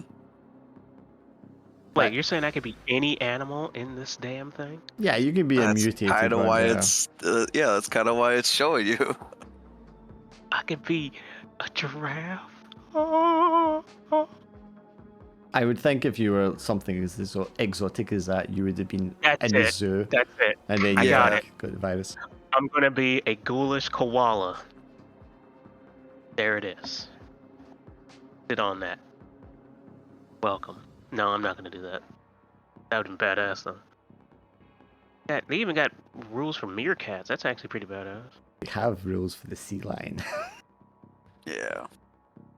And rules for creating your own mutant monsters, so you can absolutely customize your. Okay, look. If you keep provoking me, I'm gonna end up being a goddamn battle axe duck-billed platypus. Stop fucking with me. They're all options. Do this to me. You could even do a humanoid plant. Yeah. Mm-hmm. And it does have, it literally has stats for an eggplant. If you remember, at the end of Fallout 3, there was the humanoid tree. Yeah, that guy. Listen, that was not his fault. That poor bastard. Ed just got big, okay? But yeah, there's all possibilities. Koala, not that mongoose. I sense you're going to be a while browsing the options, and I've got to go make dinner now. Yeah, go ahead, man. I'm done anyways. I'm just reading the books again. You know what? Since I'm carefree, fuck it. I'm being a mandrill. Okay, there it is. Mandrill. Okay. Well, I mean, what does that involve? It's a baboon. I know what it is. Which book is that in, first of all? Oh, it's in Irradiated Freaks. Right. Where is? It's under the simians, the mammals. 17 climber, natural teeth, flaws, muti. What is that? Muty. Yeah, you've already got muti as a flaw. You should have. Yeah, basically it just means that you're obviously a mutant, so people aren't gonna want to associate with you too much. It's supposed to be like a social flaw type of thing. Yes, I'm a ghoul baboon. Shit, that sounds terrifying. Think about. So now we have 2 mutant animals. Hell yeah. Next we need 2 more. We'll be the fucked up variation of the Ninja Turtles. Well, Prom or Goose and Shy are both, I think, just regular humans, no mutations or anything. Do they call it So mandrill or do they just call it simian? Mandrill, baboon. I don't know, man. But sounds cool. I'll just look at the index. I can't see mandrill or baboon. It might just be look under simian. mammals. Look under mammals in 23. Oh, never mind. I'm looking at the bestiary. It's not the humanoid. Yeah. The beast direct. I mean, Blah blah blah blah blah blah. I'm surprised no one has been a honey badger. Fuck it. American honey badger, they say. No, mine's gonna be a baboon. Okay, probably mandrill 23. 0.17. So, okay, if you're going to do that, are you going to be a ghoul baboon? Yeah, I just said that. A ghoul baboon. Right. A ghoul mandrill. So you just give yourself the climber and natural weapon teeth mutations, and then you're going to have to drop 2 attribute points. Yeah, I saw that. Yeah. So, okay, hold on a minute. Let me just. Unless you take flaws to balance it, because you've basically got 2 abilities. Oh yeah, that's what I was looking for. I was looking for more flaws. Yeah. So, let me go back to the flaws. See, y'all got me all into wanting to look at all these things. Mate, there's a hedgehog and an echidna. You could be like Sonic. You can be a literal Ninja Turtle. Hallelujah. Yeah. No, yeah, you could do a lot with the Irradiated Freaks book alone. You can be a humanoid rosebush or an apple tree with a chainsaw. A humanoid apple tree? Yeah, I saw that. I'm like, what? Yeah. And there's just as many options for the mutant monsters that Dark can throw at us, which we've already established. There's mutant sea lions. I'm not restricting myself by anything that's written here when it comes to baddies. Oh yeah, for sure. For sure, but you know, there's options and inspirations. Inspirations, yeah. I'm already scared of the mutant sea lions. Like, but those are going to be nasty as fuck. Yeah. Oh my god. They're like armored and shit. Oh you're fuck. Fuck that, hawk squirrels. Alright, where's the flaws at? What page? I'm sorry. They're up. You've gone past them. Flaws, page 17 on the Freaks book. And page... Is it 37 on the regular one? It might, page 17 on the phrase. Okay. 2, 1... All this. Allergies, I mean... That'd be funny. There's also some on page 37 of the regular book. Hemophilia? Yeah. Hemophilia? What? Hemophilia. You like blood. Oh, but you can't, like, I think that hemophilia is when you start bleeding, you can't clot. So you just keep bleeding. Oh, yeah. No. Dreiser, no. Oh, no. That sounds perfect for Almeida. Glowing, like I said, would fit as the Fallout ones, because that is part of the lore for that one. The destructive odor, I mean, I'm a baboon. Oh, God. Oh, I mean, I gave the raccoon that because it fits. So it would fit for baboon, definitely. You're like, hey, you smell great. You smell great, too. Yeah, but it means that the beasties can find us, too. Yeah, anything within short range is going to be able to smell you. Awesome. You cannot hide within short range, basically. Well, that's why I'm not. That's why I'm not sneaky. Yeah. I put 1 extra point in appeal just in case. Hopefully I could look like a cute raccoon enough to get by. Okay, yeah, I'm gonna make him funky. There he is. Destructive odor. That's 1 flaw. God. Can you guys imagine how this thing smells? Wait, Must like a baboon? No. Oh, and if anyone's trying to track either of you, they get an extra bonus dice. Okay. Stop ruining. I'll just tell you what it says. It's not ruining nothing. It's part of the It's fun. also not necessarily an unpleasant odor. It's just distinctive. Yeah. Yeah. Okay, so where's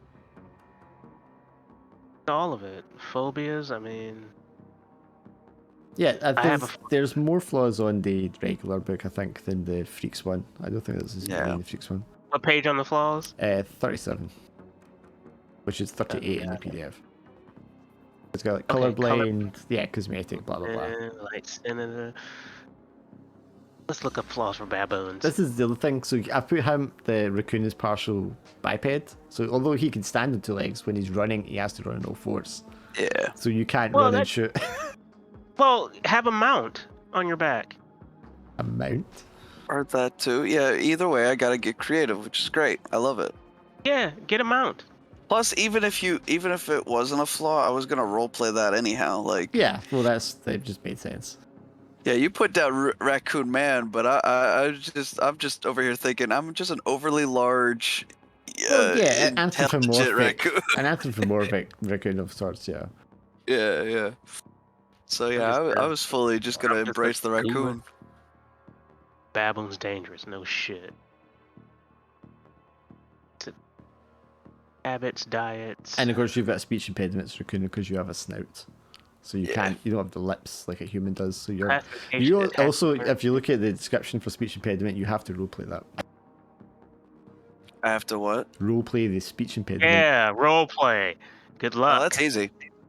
Okay. That's easy. This must be roleplayed, and complex sentences or words may require listeners to make an understanding roll to understand what you're saying. Yeah. Oh no, now I gotta change my background. Damn it. Why? Because I'm a baboon, I have a group. They're called troops. Back in my... So you're Then probably again, more likely to be a pharaoh upbringing. I mean, that's not going to change. If you still do the baseball thing, that's not going to change anything that you have. No, it's not. Yeah, you're right. No, it's not, because about this man that used to talk about these things. It's like, So that's still part of it. And more swollen the female bottom is, the readier she is to mate. Right. I'm reading about baboons. Yeah. I'm sorry. Right. I need to go now. I will get you guys. Yeah. We're really good. We got a really good start. Oh no, baboons love to talk. Oh, damn it.